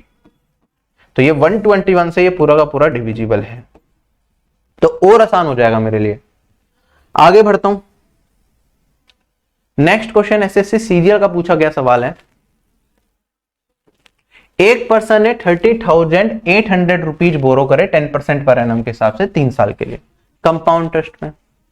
2 साल के बाद उसने 13,268 रुपीज पे कर दिए। हमें बताना है कि थर्ड ईयर के एंड में उसे कितने पैसे पे करने पड़ेंगे जिससे कि उसका सारा का सारा ड्यू क्लियर हो जाए। अगेन आप कहेंगे सर कितने पैसे उधार लिए थे, 30800, 2 साल का ब्याज लगाऊंगा तो 11/10 का, सॉरी कितने साल के लिए लिए थे, 3 साल के लिए, तो 3 ये आ गया मेरे पास। अब कितने साल के बाद, 2 साल के बाद इतना पैसा चुकाया तो 1 साल का ब्याज लगेगा, 1 साल का ब्याज लगाऊंगा तो 11/10 है ना, ये आएगा। ये किसके बराबर आ जाएगा मेरे पास, जो मुझे तीसरे साल के अंत में पैसे चुकाने पड़ेंगे, राइट। अब आंसर क्या आएगा, 11 का मल्टीपल होगा आंसर। 4 ऑप्शन को चेक करो, ये 11 से डिविजिबल है, ये नहीं है, ये भी डिविजिबल है, और ये वाला पार्ट मेरे पास 6 7 7 ये भी डिविजिबल है। अब एग्जामिनर ने क्या कर दिया, 3 ऑप्शन दे दिए, तो अब मुझे यहाँ पे सोल्व करना ही पड़ेगा, मेरे पास कोई और ऑल्टरनेटिव बचा नहीं है। आप चाहें तो 11/10 को स्टार्टिंग में कॉमन ले सकते हैं, 11/10 को मैंने कॉमन ले लिया। यहाँ पे मेरे पास 121/100 आएगा, यहां से काट दूंगा तो 308 इंटू में 121 बचेगा। और यहाँ पे अगर मैं सोल्व करता हूं तो मेरे पास ये वाली वैल्यू क्या आएगी, 11/10 तो कॉमन ले लिया तो 13268। अब ऑप्शन से अगर हम चलें तो यहाँ पे लास्ट में सबके 0 है, डायरेक्टली नहीं कर सकते, 11 का मल्टीपल भी नहीं कर सकते, तो सोल्व कर लेते हैं। और कुछ नहीं है, 121 को 8 से करूंगा तो मेरे पास यहाँ पे 121 इंटू 8 होता है 168, राइट। और 968 आएगा तो 68 मेरा 9 कैरी फॉरवर्ड हो गया। 21 इंटू में 3 363 और 9 372 माइनस दिस, तो क्या वैल्यू आएगी 11/10 इंटू में 268 कर गया, 37 में से 13 को घटाऊंगा तो मेरे पास आएगा 14। 0 से 0 एलिमिनेट होगी मेरे पास, 11 इंटू 14 15400, नहीं ये 14 नहीं है, सॉरी 24 है,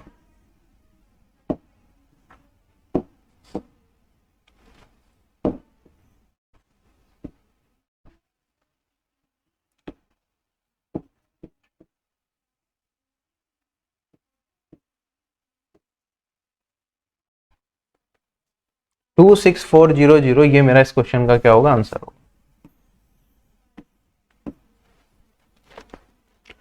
क्लियर? यहां तक कोई भी डाउट है तो पूछो।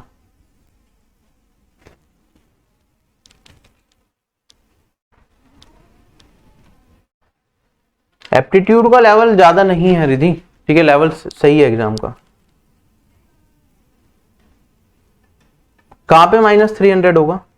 ये लास्ट क्लास है विनय CISI की, मतलब इसके बाद कंपाउंड टेस्ट खत्म। कल आपको स्टेटिस्टिक्स एंड प्रोबेबिलिटी की क्लास मिल जाएगी और उसमें कुछ क्वेश्चंस प्रोबेबिलिटी के मैं एक लाइव क्लास में आपको अलग से करवाऊंगा परसों। SSC CPO 2022 का सवाल है।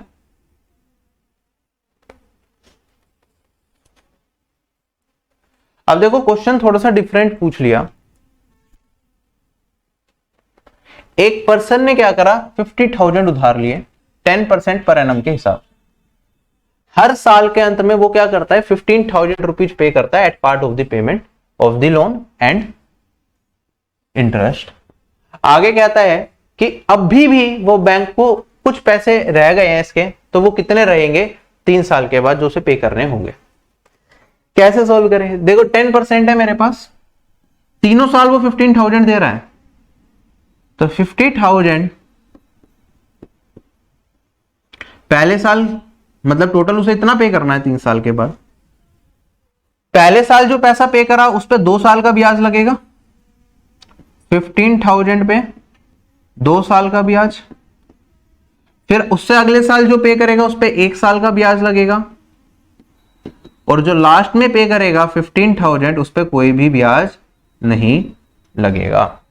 और अब जो पैसे बच गए वो उसका क्या है, ड्यू है, जो उसे 3 साल के बाद लौटाने हैं। ठीक है, अगर मैं सोल्व करता हूं इस क्वेश्चन को तो 11/10 यहां पे मेरे पास कॉमन नहीं आएगा सारी जगह, क्योंकि जो तीसरे साल के बाद पैसे दे रहे हैं हमें वो पैसे बताने तीसरे साल की किस्त भरने के बाद भी जो है, तो यहां पे मेरा आंसर 11 का मल्टीपल नहीं आएगा, क्योंकि यहां पे 11/10 से मैं मल्टीप्लाई नहीं कर। अब इस क्वेश्चन को सोल्व कर लो आप, क्या वैल्यू निकल के आएगी मेरे पास। देखो सबसे पहले तो यहाँ पे 3 जीरो कट जाएंगी, यहाँ पे बचेगा 50 इंटू में 1331, माइनस में यहाँ पे मेरे पास 2 जीरो कटेंगी, मेरे पास बचेगा, या तो आप यहाँ पे 15,000 3 बार है ना तो कॉमन भी ले सकते हो। मैंने 15,000 को कॉमन ले लिया, 121 आएगा यहाँ पे, फिर 110, यहाँ पे नीचे मैं 100 को कॉमन ले रहा हूं, ठीक है, तो मेरे पास 121 प्लस 110 प्लस मेरे पास 100, ये वैल्यू निकल के आएगी। क्लियर? सोल्व करेंगे, 2 जीरो से 2 जीरो एलिमिनेट हो जाएंगी। ये आ गया मेरे पास 331, 331 इसमें मल्टीप्लाई करना पड़ेगा, इसमें 550 कर दूं तो 0,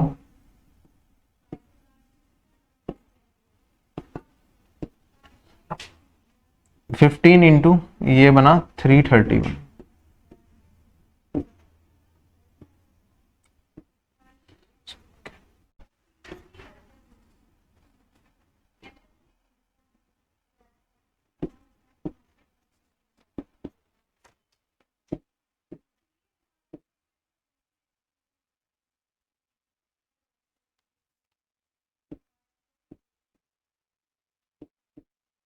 this will be my answer. इसे मैंने नॉर्मल मेथड से करा, आप चाहते तो डायरेक्टली रिड्यूस कर करके भी कर सकते थे, मैं उस तरीके से भी आपको एक बार ये क्वेश्चन बता देता हूं। ठीक है, आपके ऊपर है आपको कौन सा मेथड पसंद आए। जनरली ये मेथड मैं प्रेफर करता हूं कि इस पे एक बार की में हमें आंसर मिल जाता है, चीजें वही हो रही होती हैं।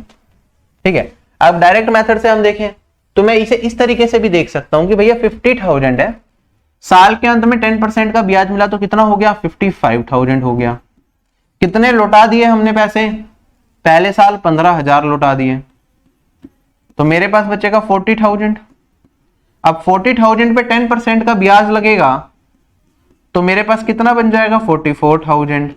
अब इसमें से मैं क्या घटूंगा, इसमें से घटा दूंगा कितने, 15,000 फिर से, तो मेरे पास यहां पे कितने रह गए, 29,000 रह गए। अब मेरे पास यहां पे 2 साल गुजर चुके हैं, 2 साल के बाद इतना पैसा है, फिर से 10% से बढ़ेगा तो कितना हो जाएगा मेरे पास 31,900 आफ्टर 3 इयर्स। लेकिन तीसरे साल के अंत में भी मैं 15,000 रुपए यहां पे क्या करूंगा, लौटा दूंगा। कितने रह गए मेरे पास, 16,900।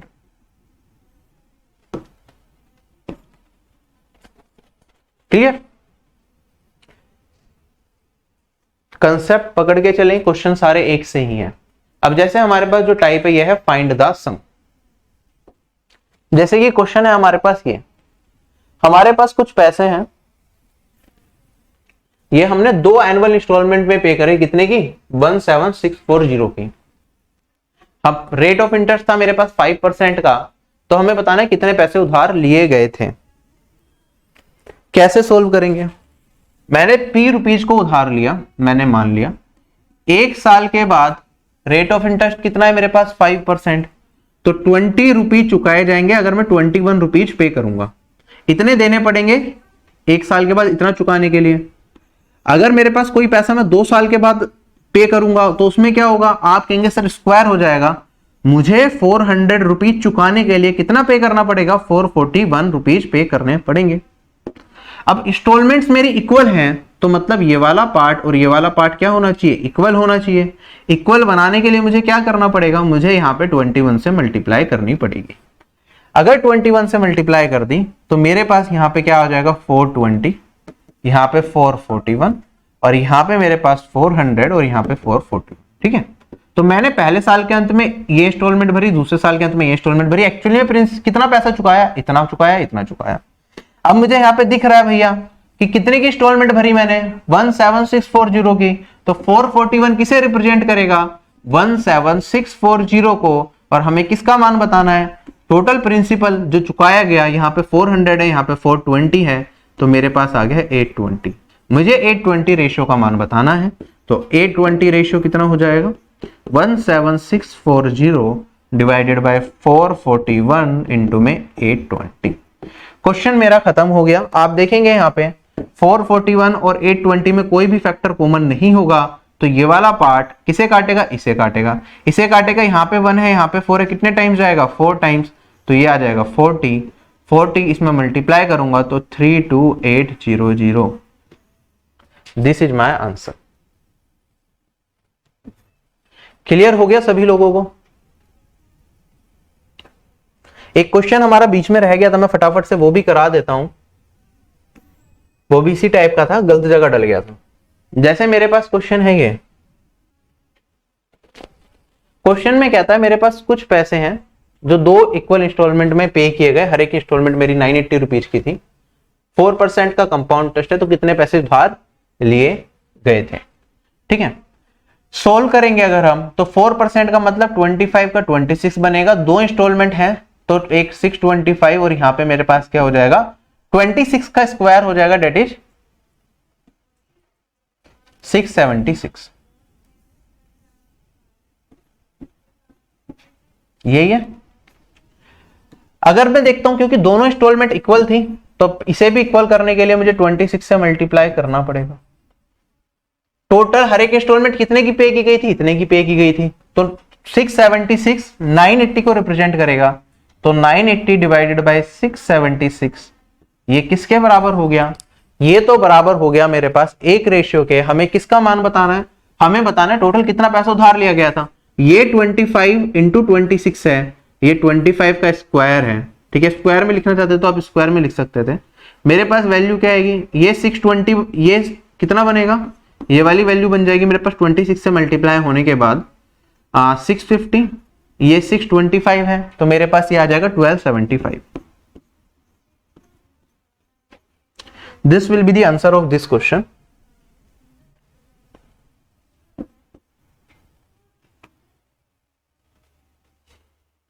सोल्व करके अपनी वैल्यू हमें निकालनी पड़ेगी। अगर आप देखें यहाँ पे कुछ कॉमन आ रहा है क्या, जैसे 26 का स्क्वायर था, 4 से काट दूंगा, तो यहाँ पे मेरे पास यहाँ पे 2 जा 4 जा 5 जा, और यहाँ पे मेरे पास 13 का स्क्वायर 169 बचेगा।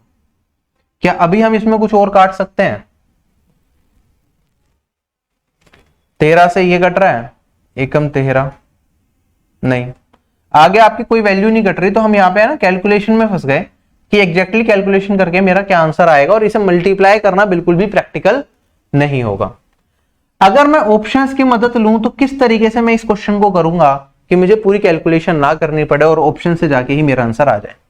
देखो, अगर मेरी हर एक इंस्टॉलमेंट कितनी है, इतने की है, तो मैं कह सकता हूं जो मैंने अमाउंट उधार लिया होगा इसके डबल से कम लिया होगा, है ना। तो इसे इंटू 2 करूंगा, मेरे पास वैल्यू कितनी आ जाएगी, यहां पे ये आ जाएगा 1960। तो मेरा जो भी प्रिंसिपल होगा वो इससे तो कम होगा, क्योंकि इंस्टॉलमेंट में टोटल इतना पैसा पे कर रहा हूं, तो उससे कम ही पैसा उधार लिया होगा, क्योंकि ब्याज लगने के बाद की वैल्यू है, ये है या नहीं है? जल्दी बताओ, जो मैंने पैसा उधार लिया होगा वो इससे कम होगा, तो ये मेरा आंसर नहीं हो सकता और ये ऑप्शन भी मेरा आंसर नहीं हो सकता। मेरा आंसर या तो ये ऑप्शन होगा या ये ऑप्शन होगा। और अब हमें देखना है कि कौन सा ऑप्शन मेरे लिए बेस्ट रहेगा। तो ऑप्शन की मदद से हम क्वेश्चन करेंगे। पहले मैं ये वाला ऑप्शन चूज कर लूं या ये वाला, कोई भी ऑप्शन चूज कर लूं, अगर मैं इसे सम मान के 4% के हिसाब से अगर निकालने की कोशिश करूंगी क्या इंटरेस्ट बनेगा, तो एक रफ आइडिया अगर मुझे लग गया तो मुझे या तो इससे सेटिस्फाई कर गया तो यही आंसर है, इससे सेटिस्फाई नहीं करा तो मुझे इस पे जाना पड़ेगा। और अच्छी बात यह है कि इन दोनों के बीच में गैप कितने का है, 90 का है। अगर गैप कम का होता तो मुझे दिक्कत आती सोल्व करने में।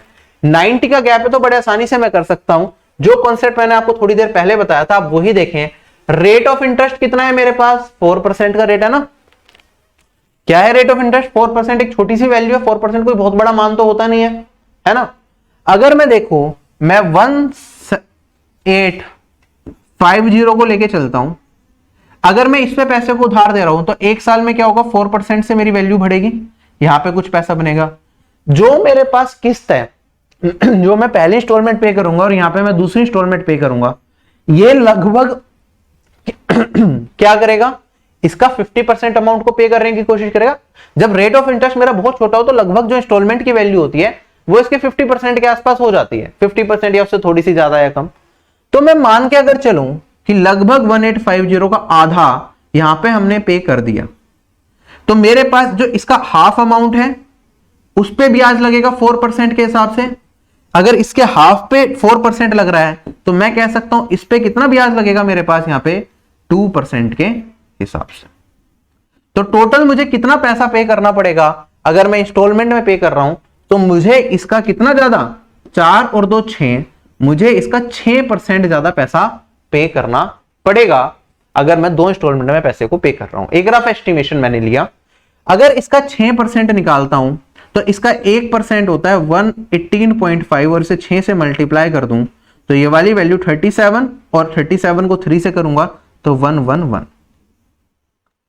लगभग जो मुझे ब्याज मिलेगा, रफ वैल्यू मैंने इंटरेस्ट की निकाली, क्योंकि यहां पे एग्जैक्टली वैल्यू कटेगी नहीं तो मैं बेसिक से करता तब भी मैं फंसी जाता कैलकुलेशन में।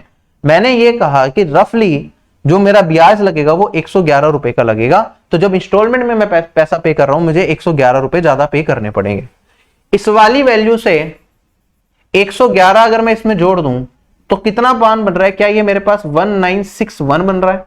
और इंस्टॉलमेंट इंटू में 2 कर रहा हूं, मैं कितना पे कर रहा हूं, 1960 टोटल पे कर रहा हूं। तो इस ऑप्शन के करेक्ट होने के चांसेस ज्यादा होंगे या नहीं होंगे? ये तो बहुत ज्यादा 90 का गैप है, इतना तो पहुंच ही नहीं पाएगा। आप इस तरीके से भी एक रफ आइडिया लगा सकते हैं। अगर इंटरेस्ट रेट मेरा छोटा है, 4%, 5%, 3%, 2%, 1%, डायरेक्टली आप ऐसे भी क्वेश्चन को सोल्व कर सकते हैं ऑप्शन दूरी पे है तो। चलें आगे।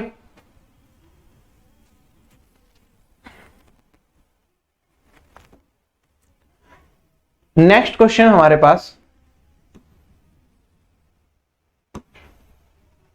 अच्छे से प्रैक्टिस कर लो, कुछ भी छूटे ना आपका।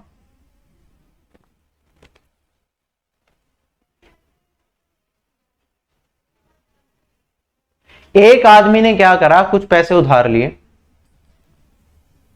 वो मान गया कि पहले साल के अंत में 3150 रुपीज देगा, दूसरे साल के अंत में वो कितने रुपए देगा, 4410 रुपीज देगा, और रेट ऑफ इंटरेस्ट 5% है, तो कितने पैसे उसने उधार लिए थे।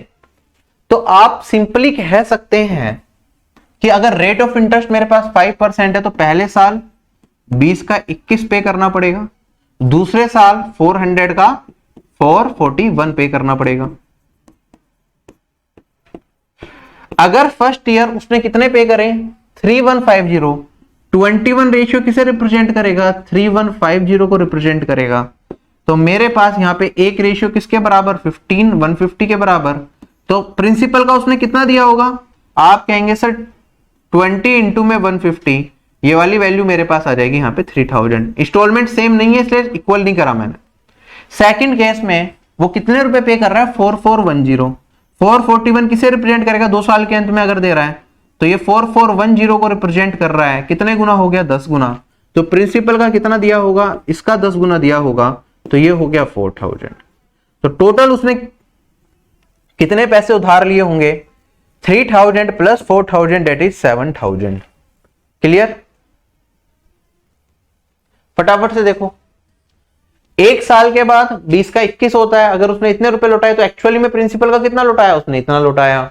2 साल के बाद 5% के हिसाब से 400 का 441 बनता है, 400 का 441 बनता है। उसने इतने लौटाए तो प्रिंसिपल का कितना लौटाया होगा, इतना लौटाया होगा। तो मेरे पास ये वाली वैल्यू आ जाएगी 3000 यहाँ पे, 4000 यहाँ पे, टोटल कितने 7000 इतने रुपीज उसने उधार लिए थे। नेक्स्ट क्वेश्चन मेरे पास selection post phase 11 matriculation level June 2023।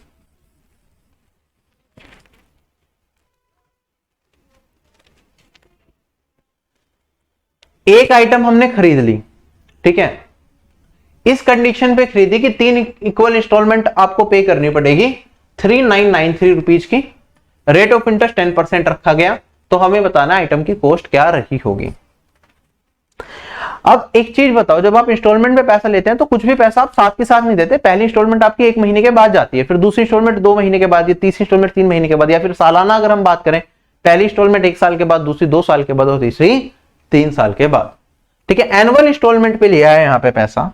तो मैं कहूंगा पहले साल क्या होगा, 10% रेट है तो 10 का 11 चुकाना पड़ेगा। दूसरे साल 10 का कितना चुकाना पड़ेगा, सोचिए इसका स्क्वायर करूंगा, 100 का 121, और तीसरे साल मेरे पास 1000 का 1331 चुकाना पड़ेगा। हर साल उसने कितने रुपए की इंस्टॉलमेंट भरी, 3993 रुपीज की इंस्टॉलमेंट भरी। तो मैं यहां पे क्या करूंगा, हर साल की इंस्टॉलमेंट मुझे एक करनी है, तो यहाँ पे ये 11 का क्यूब है, ये 11 का स्क्वायर है, तो इसमें मुझे 11 से मल्टीप्लाई करना पड़ेगा, और इसमें मुझे किससे मल्टीप्लाई करना पड़ेगा, इसमें 11 स्क्वायर से मल्टीप्लाई करना पड़ेगा, जिससे कि मेरे पास क्या हो जाए, सारी इंस्टॉलमेंट्स बराबर आ जाए। क्लियर। अब उसकी हर एक इंस्टॉलमेंट कितने की है, 3993 की है। 1331 किसके बराबर होगा, 3993 के बराबर होगा। तो मेरे पास एक रेशियो किसके बराबर हो गया, 3 के बराबर हो गया। हमें बताना है वस्तु की प्रेजेंट मूल्य कितनी है, कितने रुपए की मेरी वस्तु थी। तो वो निकालने के लिए मुझे क्या करना पड़ेगा, ये वाला पार्ट निकालना पड़ेगा। अगर मैं यहां पे देखूं तो एक रेशियो 3 के बराबर है, तो मैं तो ये तो कह ही सकता हूं, देखो यहाँ पे 1000 है, यहाँ पे 1100 आएगा, तो ये 1000 बनेगा, ये 1100 बनेगा, और ये वाली वैल्यू मेरे पास 1210 बनेगी। इन सब का मैं सम करूंगा, जो वैल्यू आएगी उसमें 3 से मल्टीप्लाई करूंगा, तो मेरा आंसर 3 का मल्टीपल होगा। चारों ऑप्शन अगर मैं देखूं यहाँ पे, क्या ये 3 से कट रहा है, नहीं। क्या ये 3 से कट रहा है, यस। क्या ये 3 से कट रहा है, नहीं। क्या ये 3 से कट रहा है, नहीं।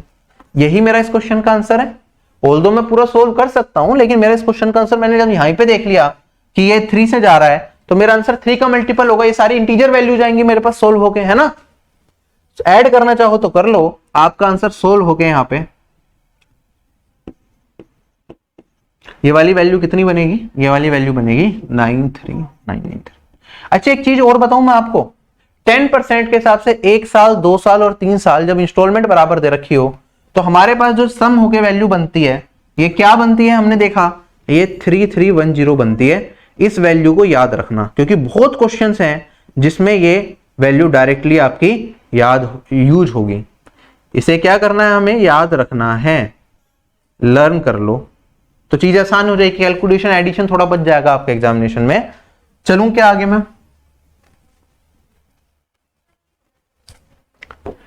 नेक्स्ट क्वेश्चन हमारे पास फाइंड इंटरेस्ट। अभी हमसे क्या, पहले हमसे कहा कि भैया ये बताओ इंस्टॉलमेंट कितनी होगी, फिर हमें इंस्टॉलमेंट दे दी, तो हमें ये पूछ लिया कि भैया ये बता दो कि प्रिंसिपल कितना पैसा था, मूलधन कितना था जो जिसे हमने इंस्टॉलमेंट पे लिया। अब पूछेगा इंटरेस्ट, आपने एक्चुअल में टोटल कितना इंटरेस्ट पे करा। और इंटरेस्ट क्या होता है आपको पता है, अमाउंट माइनस प्रिंसिपल होता है। कंसेप्ट वही रहेंगे, क्वेश्चंस बदलते रहेंगे। चलो फटाफट से कुछ क्वेश्चंस देखते हैं, बहुत प्यारे प्यारे सवाल हमें यहाँ पे मिलेंगे जो एग्जाम में पूछे जा चुके हैं। एक बैंक ऑफर करता है 20% कंपाउंड इंटरेस्ट पर हाफ ईयर। ठीक है, एक पर्सन ने बैंक में 7600 रुपए जमा कराए 1 जनवरी 2000 कभी भी, और उतने ही पैसे उसने 1 जुलाई को जमा करवाए। साल के अंत में उसके कितने पैसे मिलेंगे? अब ये बेसिकली इंस्टॉलमेंट का क्वेश्चन नहीं है, ये इन्वेस्टमेंट का क्वेश्चन है। किसका क्वेश्चन है? इन्वेस्टमेंट का। और इस टाइप का क्वेश्चन मैं आपको ऑलरेडी करा भी चुका हूं। ठीक है, मैंने इसलिए यहां पे डाला, कई बार कंफ्यूजन हो जाती है, तो वो आपको कंफ्यूज नहीं होना है। एक आदमी को बैंक पे क्या मिलता है? 20% का कंपाउंड इंटरेस्ट मिलता है पर हाफ ईयर, आधे साल में 20% मिलता है। वो उसने क्या करा, 1 जनवरी को कितने रुपए बैंक में जमा करवाए? 7600। फिर 1 जुलाई को 6 महीने के बाद उसने क्या करा, फिर 7600 रुपए बैंक में जमा कराए। तो हमें बताना है अगले साल, मान लो ये सन मेरे पास क्या है, 2020 है, ये 2021 है, ये 2020 है, और यहां पे 1 जनवरी 2021 में हमें बताना है कि उसे कितना इंटरेस्ट मिलेगा। रेट ऑफ इंटरेस्ट है 20% फॉर हाफ ईयर, पर हाफ ईयर है, पर एनम नहीं है। तो मैं कहूंगा सर यहां पे मेरे पास क्या होगा, 6 महीने में 20% और यहां पे 20, तो 20% की 2 साइकिल्स लगेंगी इस पे, इतना इफेक्टिव इंटरेस्ट मिलेगा मुझे इस वाली वैल्यू पे। क्योंकि सिर्फ मेरे पास यहां पे क्या है, सिर्फ 6 मंथ्स हैं, तो मेरे पास यहां पे कितना रेट मिलेगा, सिर्फ 20% ही मिलेगा। प्रिंसिपल तो यहां पे सेम है और यहां पे भी सेम है, तो यहां पे इफेक्टिव रेट कितना हो गया मेरा, 2020 का इफेक्टिव 44, यहां पे 20, क्योंकि मुझे 7600 है, यहां पे भी इसका 44% इंटरेस्ट है, इस 7600 पे 20% इंटरेस्ट है, दोनों को ऐड करूंगा तो मेरे पास क्या आएगा, 7600 पे 44 plus 20 that is 26% interest, 66% interest. 1% कितना, 76 के बराबर, 76 इंटू में 66, इतना टोटल हमें इंटरेस्ट मिलेगा। चारों ऑप्शन से अगर मैं देखूं तो क्या आंसर आएगा मेरे पास, सॉरी 74 है ये, 74 इंटू 66, 4 इंटू 6 24, यूनिट डिजिट 4, तो यही आंसर आएगा।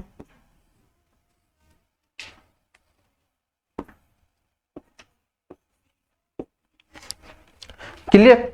तो ये है इन्वेस्टमेंट का क्वेश्चन। इन्वेस्टमेंट और इंस्टॉलमेंट में फर्क होता है, ध्यान रखना। ये हमारा इन्वेस्टमेंट का क्वेश्चन था, अब हम आ रहे हैं फिर से इंस्टॉलमेंट पे अपने। सीजीएल 2018 टीयर 2 का सवाल है,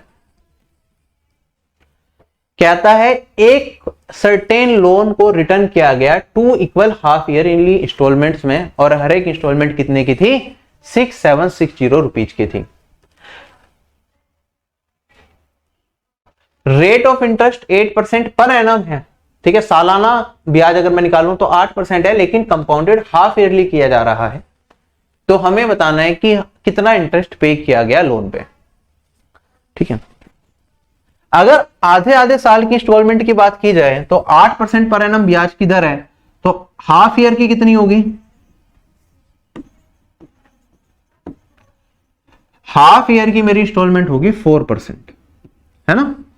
4% के हिसाब से अगर मैं 25 रुपीज इन्वेस्ट करूंगा तो 26 बनेंगे कितने महीने में, 6 मंथ्स में। और 1 ईयर की बात करूं तो 2 साइकिल लगेंगी, तो आप कहेंगे सर यहां पे मेरे पास क्या बन जाएगा, 225 का स्क्वायर बन जाएगा 26 का स्क्वायर, है ना, इतना। अगर इंटरेस्ट की बात करूं, ध्यान से समझेंगे, यहां पे कितने का इंटरेस्ट मिल रहा है मुझे, 1 का मिल रहा है। यहां पे इंटरेस्ट निकालूंगा तो इसमें से इसे घटाना पड़ेगा मुझे, 26 square minus 25 square, 26 minus 25 into में 26 प्लस 25, तो ये तो आ जाएगा 26 प्लस 25 डेट इज 51। यहां पे मुझे इतने का इंटरेस्ट मिलेगा। ठीक है, दोनों इंस्टॉलमेंट्स मेरी कितने की हैं, 6760 रुपीज की हैं। तो आप इक्वल कर सकते हैं अगर आप चाहें तो दोनों इन्वेस्टमेंट इंस्टॉलमेंट का अमाउंट। आप कहेंगे सर यहां पे जो ये इंस्टॉलमेंट है, ये 26 स्क्वायर रेशियो है, जो सेकंड इंस्टॉलमेंट जा रही है, पहले इंस्टॉलमेंट 26 की है, इन्हें इक्वेट करने के लिए मुझे ऊपर वाले में किससे मल्टीप्लाई करनी पड़ेगी, 26 से मल्टीप्लाई करनी पड़ेगी। तो अगर मैं बात करूं 26 स्क्वायर किसे रिप्रेजेंट करेगा, ये मेरी हर एक इंस्टॉलमेंट को रिप्रेजेंट करेगा 6760 को। और अगर मैं इंटरेस्ट की बात करूं, रेशियो मेरे मेंटेन्ड है, 51 का नीचे मिल रहा है, 26 का ऊपर मिल रहा है, 51 प्लस 26 ये वाली वैल्यू कितनी हो गई मेरे पास, क्या ये 77 हो गई? 77 रेशियो का मुझे मान बताना है। तो 676 तो बनेगा ही, कितने टाइम्स जा रहा है? 10 टाइम्स, इंटू 10 कर दूंगा तो ये आ गया 770। टोटल इंटरेस्ट जो पे किया गया वो कितना होगा? 770 होगा। क्वेश्चन समझ में आया सभी लोगों को?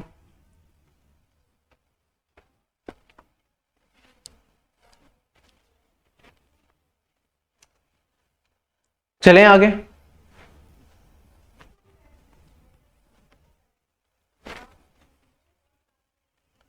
नेक्स्ट क्वेश्चन मेरे पास सीजीएल 2020 टीयर 1 का है।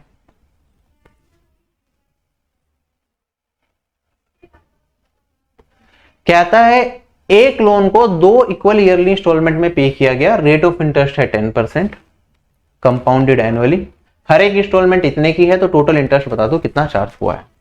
अब तो फटाफट से मैं बता दूंगा। देखो 10% है, 10 का 11, और यहां पे मेरे पास 100 का 121, राइट। कितने का ब्याज मिल गया? 21 का।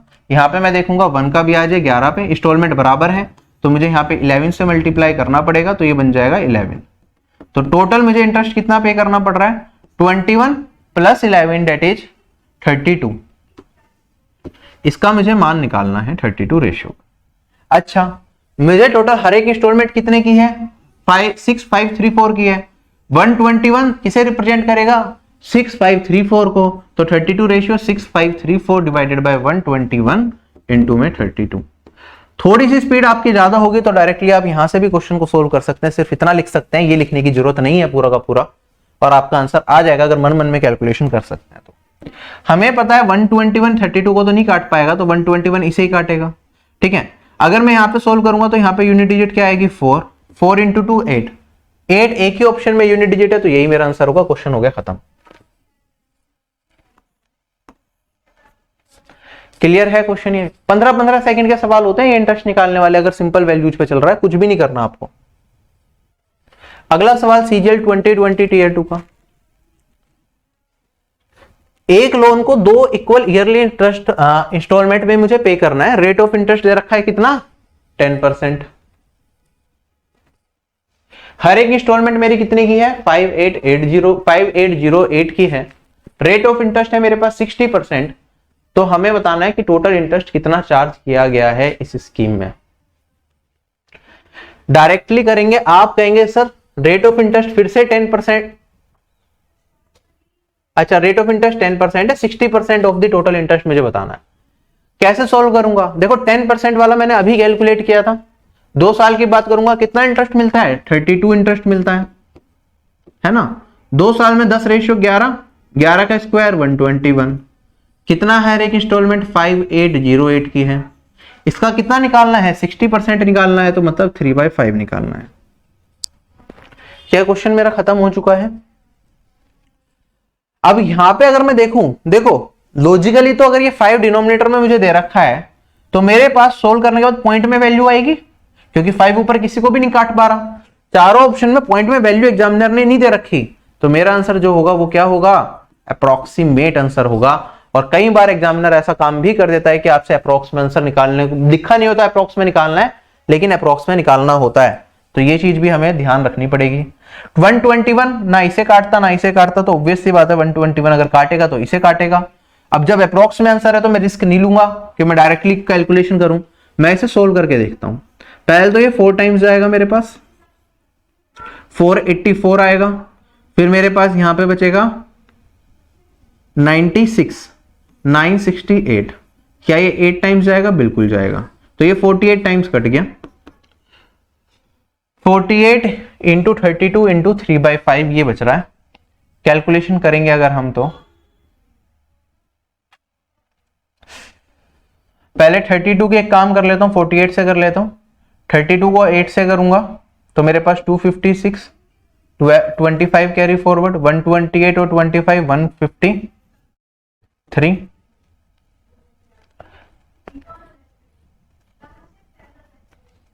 और इंटू में 3 डिवाइडेड बाय 5, 108, 15 तिया 45 और 1 46,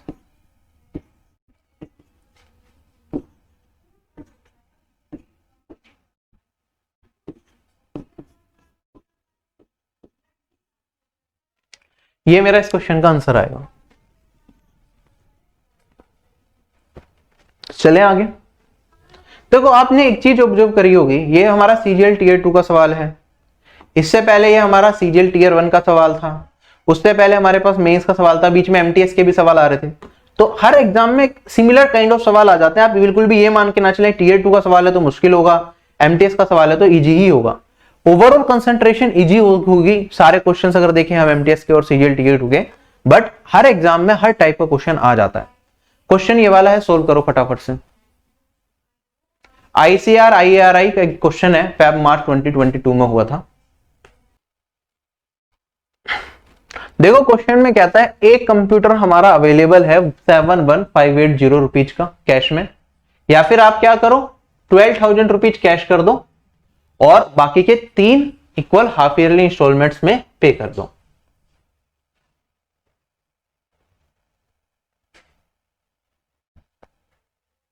जो इंटरेस्ट रेट है वो हमें दे रखा है 20% per annum compounded half yearly, मतलब एक साल का रेट है 20% पर एनम, तो 6 महीने का रेट, हाफ ईयर का रेट कितना हो जाएगा 10% हाफ ईयरली के हिसाब से, और इंस्टॉलमेंट भी मुझे हाफ ईयरली बेसिस पे पे करनी है।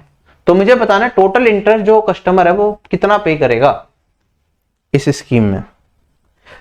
अच्छा अगर मैं बात करता हूं टोटल इतने रुपीज का मेरा सामान था, 12,000 रुपए, 12,000 मैंने क्या करा कैश पे कर दिया, तो कितने रुपए बचे जिसका मेरे पास, जो मुझे एक्चुअली में अभी पे करने हैं 580 और यहां पे मेरे पास 59, क्या इतना ही अमाउंट पे करना है।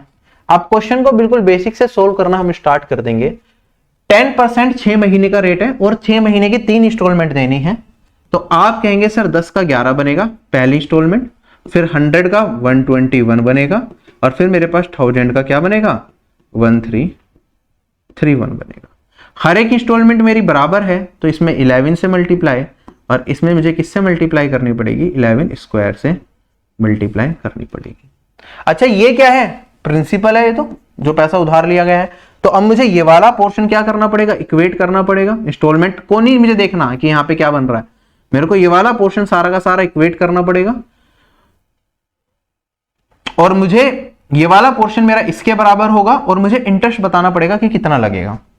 अगर मैं इंटरेस्ट की बात करूं, यहां पे देखो 1 का इंटरेस्ट है, 11 स्क्वायर से मल्टीप्लाई करूंगा इसमें भी, तो ये मेरे पास क्या बन जाएगा 121।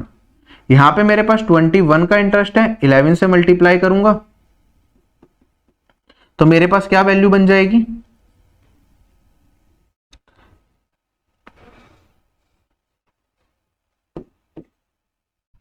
231, और यहां पे मेरे पास 331 का है, तो टोटल इंटरेस्ट कितना पे करना है 331 यहाँ पे। तो हम चाहें तो टोटल इंटरेस्ट ऐसे निकाल सकते हैं, वरना एक तरीका और था कि मैं सारी की सारी इंस्टॉलमेंट की वैल्यू निकाल लेता। 3 इंटू इंस्टॉलमेंट मेरे पास क्या हो जाता, अमाउंट जो मैंने पे करा, फिर अमाउंट में से मैं क्या करता इस वाली वैल्यू को घटा देता, तब भी मेरे पास क्या आता, मेरा आंसर आ जाता। दोनों तरीके आपके पास है, मैं दोनों से ही इस क्वेश्चन को देख लेंगे। अगर मैं बात करता हूं यहाँ पे मेरे पास क्या बना 11 स्क्वायर 121, इनटू में 10 करूंगा। थोड़ी देर पहले भी मैंने ये वाली वैल्यू याद करने को आपको कहा था, याद करो। ये 1210 आएगी, ये मेरे पास 1100 आएगी, और यहाँ पे प्रिंसिपल ये 1000 है, क्या आएगा मेरे पास ये 1310। मैंने कहा था ना ये याद रख लेना काम आएगा। तो इस केस में मेरे पास जो प्रिंसिपल बनता है वो 1310 बनता है, और ये इसके बराबर है। मुझे किसका मान बताना है, इन तीनों को सम करूंगा तो मेरे पास 3 आएगा, ये मेरे पास 8 आएगा, और ये मेरे पास आएगा 683।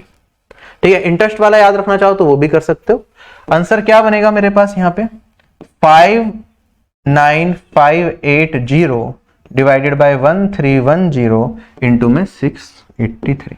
आप देखेंगे ये 131 683 को नहीं काट पाएगा। ठीक है, तो आप चार ऑप्शन में ये चेक कर सकते हैं 683 का मल्टीपल कौन सा है, वही आपका आंसर होगा। लेकिन आपको एग्जैक्टली ये भी नहीं पता चलेगा 683 किसका मल्टीपल है ना, तो फिर वो आपको चेक करना थोड़ा सा मुश्किल होगा, तो हमें कैलकुलेशन करनी पड़ेगी। और अगर एग्जैक्ट वैल्यू में आंसर है तो 0 से 0 कटेगी। 131 से कितने में मल्टीप्लाई करूं कि ये मेरे पास क्या आ जाए, लगभग 600 से थोड़ी सी छोटी वैल्यू आए। आप कहेंगे 5 टाइम्स करूंगा 13 को तो 650 बनता है, तो ये 4 टाइम्स ही जाएगा, और यहाँ पे 8 है तो यहाँ पे 8 ही आएगा। तो मेरा आंसर क्या आएगा 48 इंटू में 683। यूनिट डिजिट दो ऑप्शन की सेम है, बाकी दो के अलग अलग भी है। 8 को 3 से करता हूं तो 24 आता है, 24 यूनिट डिजिट 4, तो यहाँ पे ऑप्शन नंबर ए क्या हो गया मेरा करेक्ट हो गया। क्लियर है क्या सभी लोगों को क्वेश्चन? ये ये वाली वैल्यू भी अगर आप याद रखना चाहें 683 याद रख सकते हैं एग्जाम के लिए, अगर मुश्किल कैलकुलेशन आती है, अदरवाइज कोई मन नहीं है याद रखने का, कोई दिक्कत नहीं है। चलूं क्या आगे अब मैं, लेकिन ये 1310 तो आपको अच्छे तरीके से याद रखनी है। अब इसी तरीके का एक और सवाल था, कहता है एक टीवी सेट इतने का कैश पेमेंट पे मिल रहा है, या फिर आप इतनी डाउन पेमेंट कर दो और उसके बाद 3 इक्वल हाफ ईयरली इंस्टॉलमेंट बंधवा लो। रेट ऑफ इंटरेस्ट अगेन 20% है, कंपाउंडेड हाफ ईयरली, तो हमें बताना है कि कितना इंटरेस्ट पे करना पड़ेगा इस स्कीम में। बिल्कुल सेम क्वेश्चन है, सेम क्वेश्चन है, अगर मुझे कुछ वैल्यूज भी याद हैं तो आंसर भी मैं डायरेक्टली करूंगा। एक साल का ब्याज 20% है, तो आधे साल का कितना होगा, 10% होगा। 10% के हिसाब से हमारे पास अमाउंट कितना बनता है, 1310 बनता है ना, यही बना था ना हमारे पास।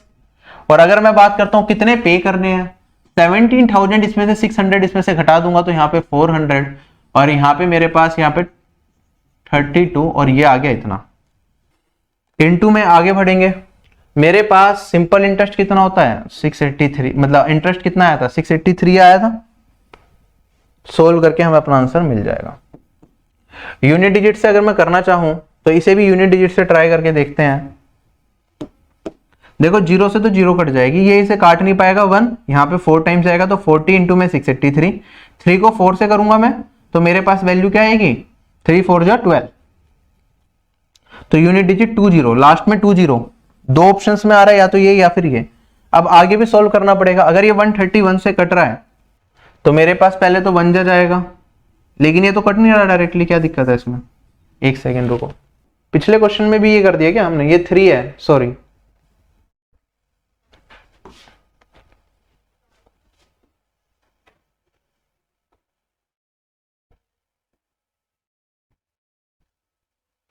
तो यहां पे भी फिर कैलकुलेशन मिस्टेक है, ऑल दो आंसर हमारा वो आ रहा है।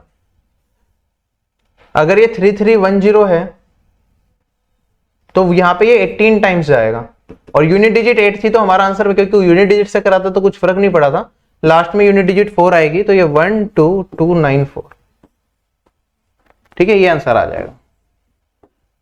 अगर यहां पे करता हूं ये 3310 है तो उस केस में क्या जाएगा, 331 और ये है, फिर तो 4 टाइम्स चला जाएगा, सीधा 40 आ गया मेरे पास, है ना। 40 इंटू दिस करूंगा तो 0, और मेरे पास 4 3 जा 12, 32 33 320 लास्ट में, यही आंसर होगा।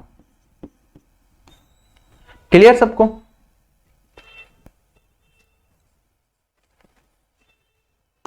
कहीं और तो नहीं 1330 लिख दिया, 3310 है वो, ठीक है, और इंटरेस्ट हमारा है इतना।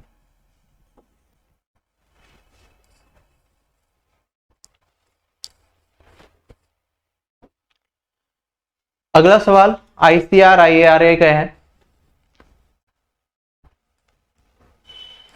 सेम क्वेश्चन, सब कुछ सेम है, बस वैल्यू बदल दी फिर से। होमवर्क में ट्राई करेंगे इस क्वेश्चन को।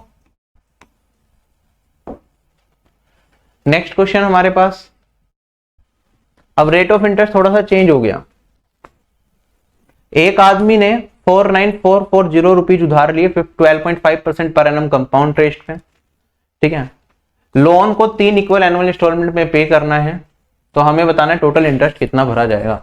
12.5% कितना होता है, 8, 1/8, तो 8 का 9 बनेगा, ये 8 स्क्वायर का 9 स्क्वायर बनेगा, और ये मेरे पास 8 क्यूब का 9 क्यूब बनेगा। 8 क्यूब 9 क्यूब, लास्ट वाली वैल्यू तो हमें जरूरत पड़ती है, तो लिख लो चाहे तो,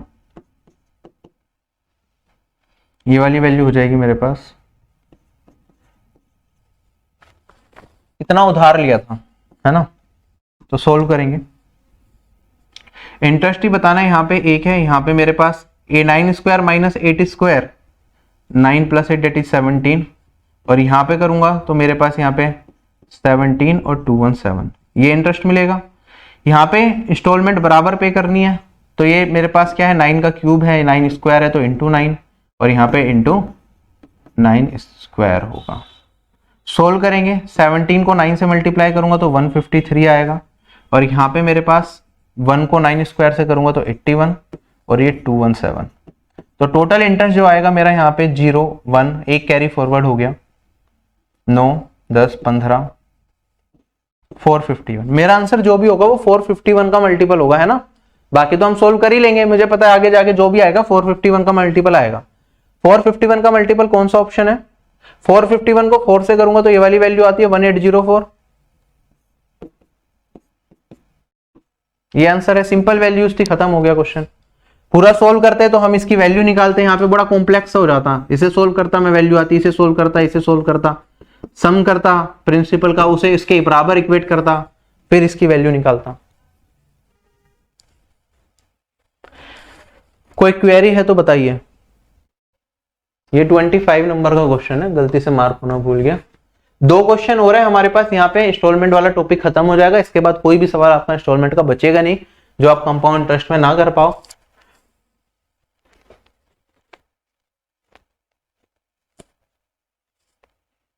अतुल ने क्या करा, 12,000 रुपीज उधार लिए और एग्री करता है कि वो उसे पे करेगा 4800 साल के पहले साल के अंत में, 9240 सेकंड साल के अंत में। हमें बताना है यहाँ पे रेट ऑफ कंपाउंड इंटरेस्ट क्या होगा।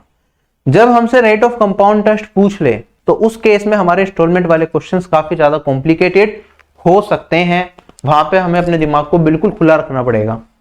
अब देखो अतुल ने कितने पैसे उधार लिए, 12,000, 2 साल के लिए लिए। रेट मुझे पता नहीं है तो डायरेक्टली रेशियो मेथड में यूज नहीं कर सकता। इस पे अगर 2 साल का ब्याज लगाऊंगा 12,000 रुपीज पे, तो मेरे पास ये आएगा, अगर रेट ऑफ इंटरेस्ट आर मान लूं तो इतना 2 साल के बाद मुझे इतना पे करना है। पहले साल उसने 4800 पे करें, क्योंकि 2 साल की बात चल रही है तो इस पे मुझे 1 साल का ब्याज मिलेगा, तो 100 प्लस आर डिवाइडेड बाय 100। और अगर मैं आगे बढ़ता हूं, मेरे पास यहाँ पे 9240 है, दूसरे साल के अंत में इतना पे करा और मेरा सारा का सारा लोन क्या हो गया, खत्म हो गया। यही इक्वेशन बनेगी। अब मुझे आर निकालना, आप देखोगे यहाँ पे आर स्क्वायर है, यहाँ पे सिंगल आर है। सोल्व करूंगा तो क्या बनेगा, क्वाड्रेटिक इक्वेशन बनेगी। और क्या मैं इस कैपेबल हूं कि क्वाड्रेटिक इक्वेशन बना के क्वेश्चन को सोल्व करूं? बहुत लंबा हो जाएगा या नहीं हो जाएगा कि कैलकुलेशन अगर मैं यहां पे करने बैठ गया तो I have to use my mind, I have to use the options. अगर रेट पूछा है, अगर मुझे ऑप्शंस यूज करने हैं तो हम किस तरीके से करेंगे?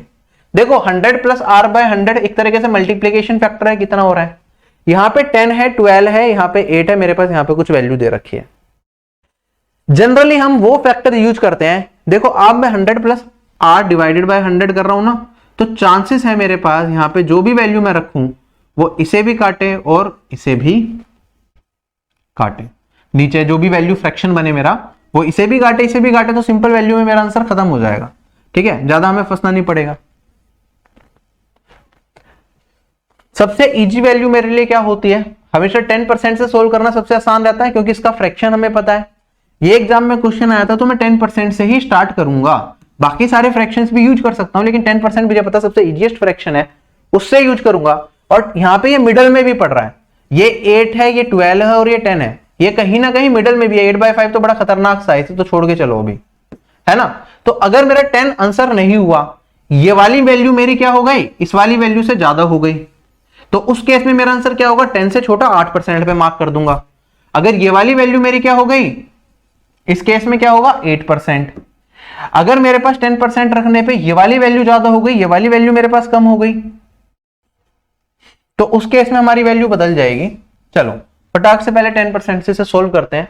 10% मतलब 11/10। अगर 11/10 मैं इधर से करता हूं, लेफ्ट हैंड साइड पे सोल्व करता हूं, तो 480 इंटू में 11 करूंगा तो 0, 8, 2 और यहां पे 5, ये 9400 है।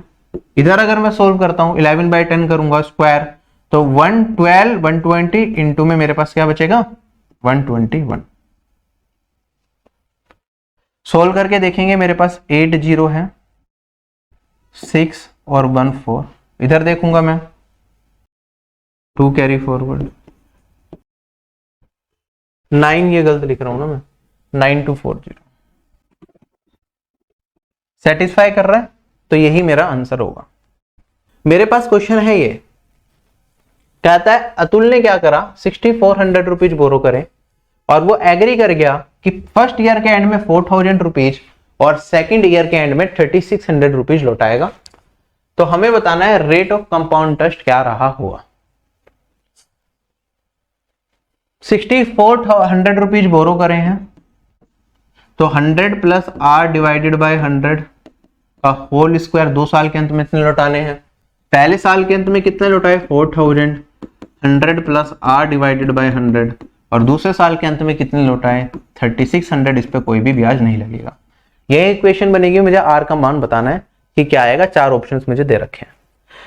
अच्छा, अगर मैं यहां पे भी क्या करूं, पहले 10% के हिसाब से लेके चलता हूं। 10% सिंपल होता है करना। 10% अगर मैं यहां पे रख लेता रेट की वैल्यू, तो ये 11/10 बनता। अगर ये 11/10 बनता तो उस केस में मेरे पास ये कितना हो जाता? 4400 प्लस 3600, और ये वाली वैल्यू मेरे पास कितनी हो जाती 10% के हिसाब से? 1/64 इंटू में 121। ये वाली वैल्यू मेरे पास कितनी हो गई? ये वाली वैल्यू 8000 हो गई। यहाँ पे मेरे पास 4 6 कैरी फॉरवर्ड, 128 130 4 13 कैरी फॉरवर्ड, और यहाँ पे मेरे पास ये वाली वैल्यू ज्यादा आ रही है।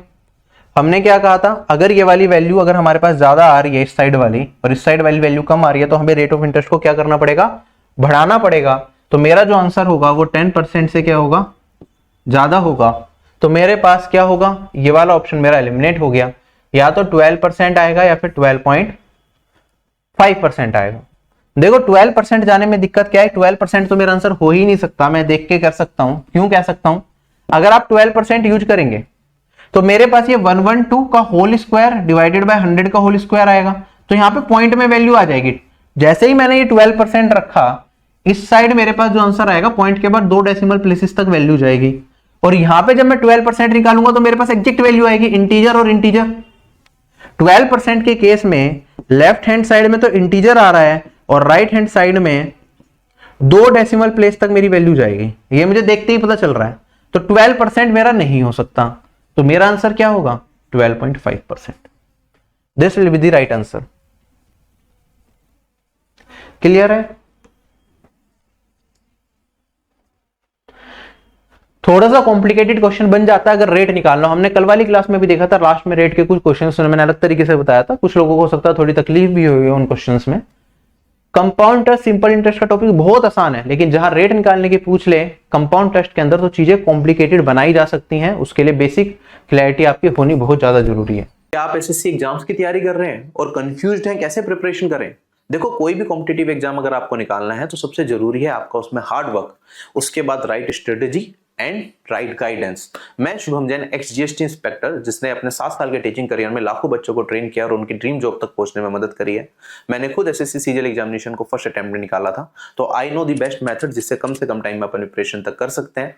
आप लोगों के लिए लेके आया हूं ऑफिसर बैच, एक ऐसा बैच जिसमें बेसिक्स टू हाई लेवल सारी चीजें आपको कराई जाएंगी। मैथ्स में उसमें मैं खुद पढ़ाता हूं, साथ ही साथ आपको उसमें एक दिया जाता है टारगेट ग्रुप, जिसमें आप डेली बेसिस पे आपको टारगेट दिए जाएंगे, आपको वो फॉलो करने हैं और आप लिमिटेड टाइम के अंदर अपने कोर्स को कवर कर सकते हैं। साथ ही साथ एक डाउट ग्रुप भी होगा जिसमें मैं खुद अवेलेबल रहूंगा। आप कोई भी क्वेरी अपने डायरेक्टली मुझसे पूछ सकते हैं और अपनी सही गाइडेंस में प्रिपरेशन को आगे ले जा सकते हैं। डिस्ट्रैक्शन फ्री एनवायरनमेंट में आप अपनी कंप्लीट तैयारी करेंगे तो आपके सिलेक्शन के चांसेस ज्यादा बढ़ेंगे।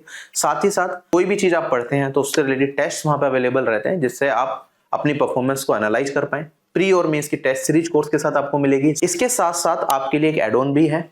जो लोग स्टेट एग्जाम्स की प्रिपरेशन करते हैं, जैसे जिसमें हिंदी पूछा जाए, स्टेनोग्राफी की कुछ बच्चे प्रिपेयर कर रहे होते हैं, या फिर कंप्यूटर कुछ एग्जाम्स में पूछा जाता है, तो उसकी क्लासेस भी हमने ऑफिसर बैच के अंदर इंक्लूड कर दिया है, मैथ्स, इंग्लिश, जीके, रीजनिंग के साथ साथ। तो एक कोर्स में आपकी कंप्लीट प्रिपरेशन हो जाएगी। आप लोगों के लिए एक ऑफर भी है, अगर आप एग्जाम 10 कोड यूज करेंगे तो आपको 10% का डिस्काउंट मिल जाएगा ऑफिसर बैच के ऊपर। अगर आप इंडिविजुअल सब्जेक्ट्स के कोर्सेज लेना चाहते हैं तो these are also available at very affordable prices, तो आप you can enroll in those courses as well. Jai Hind.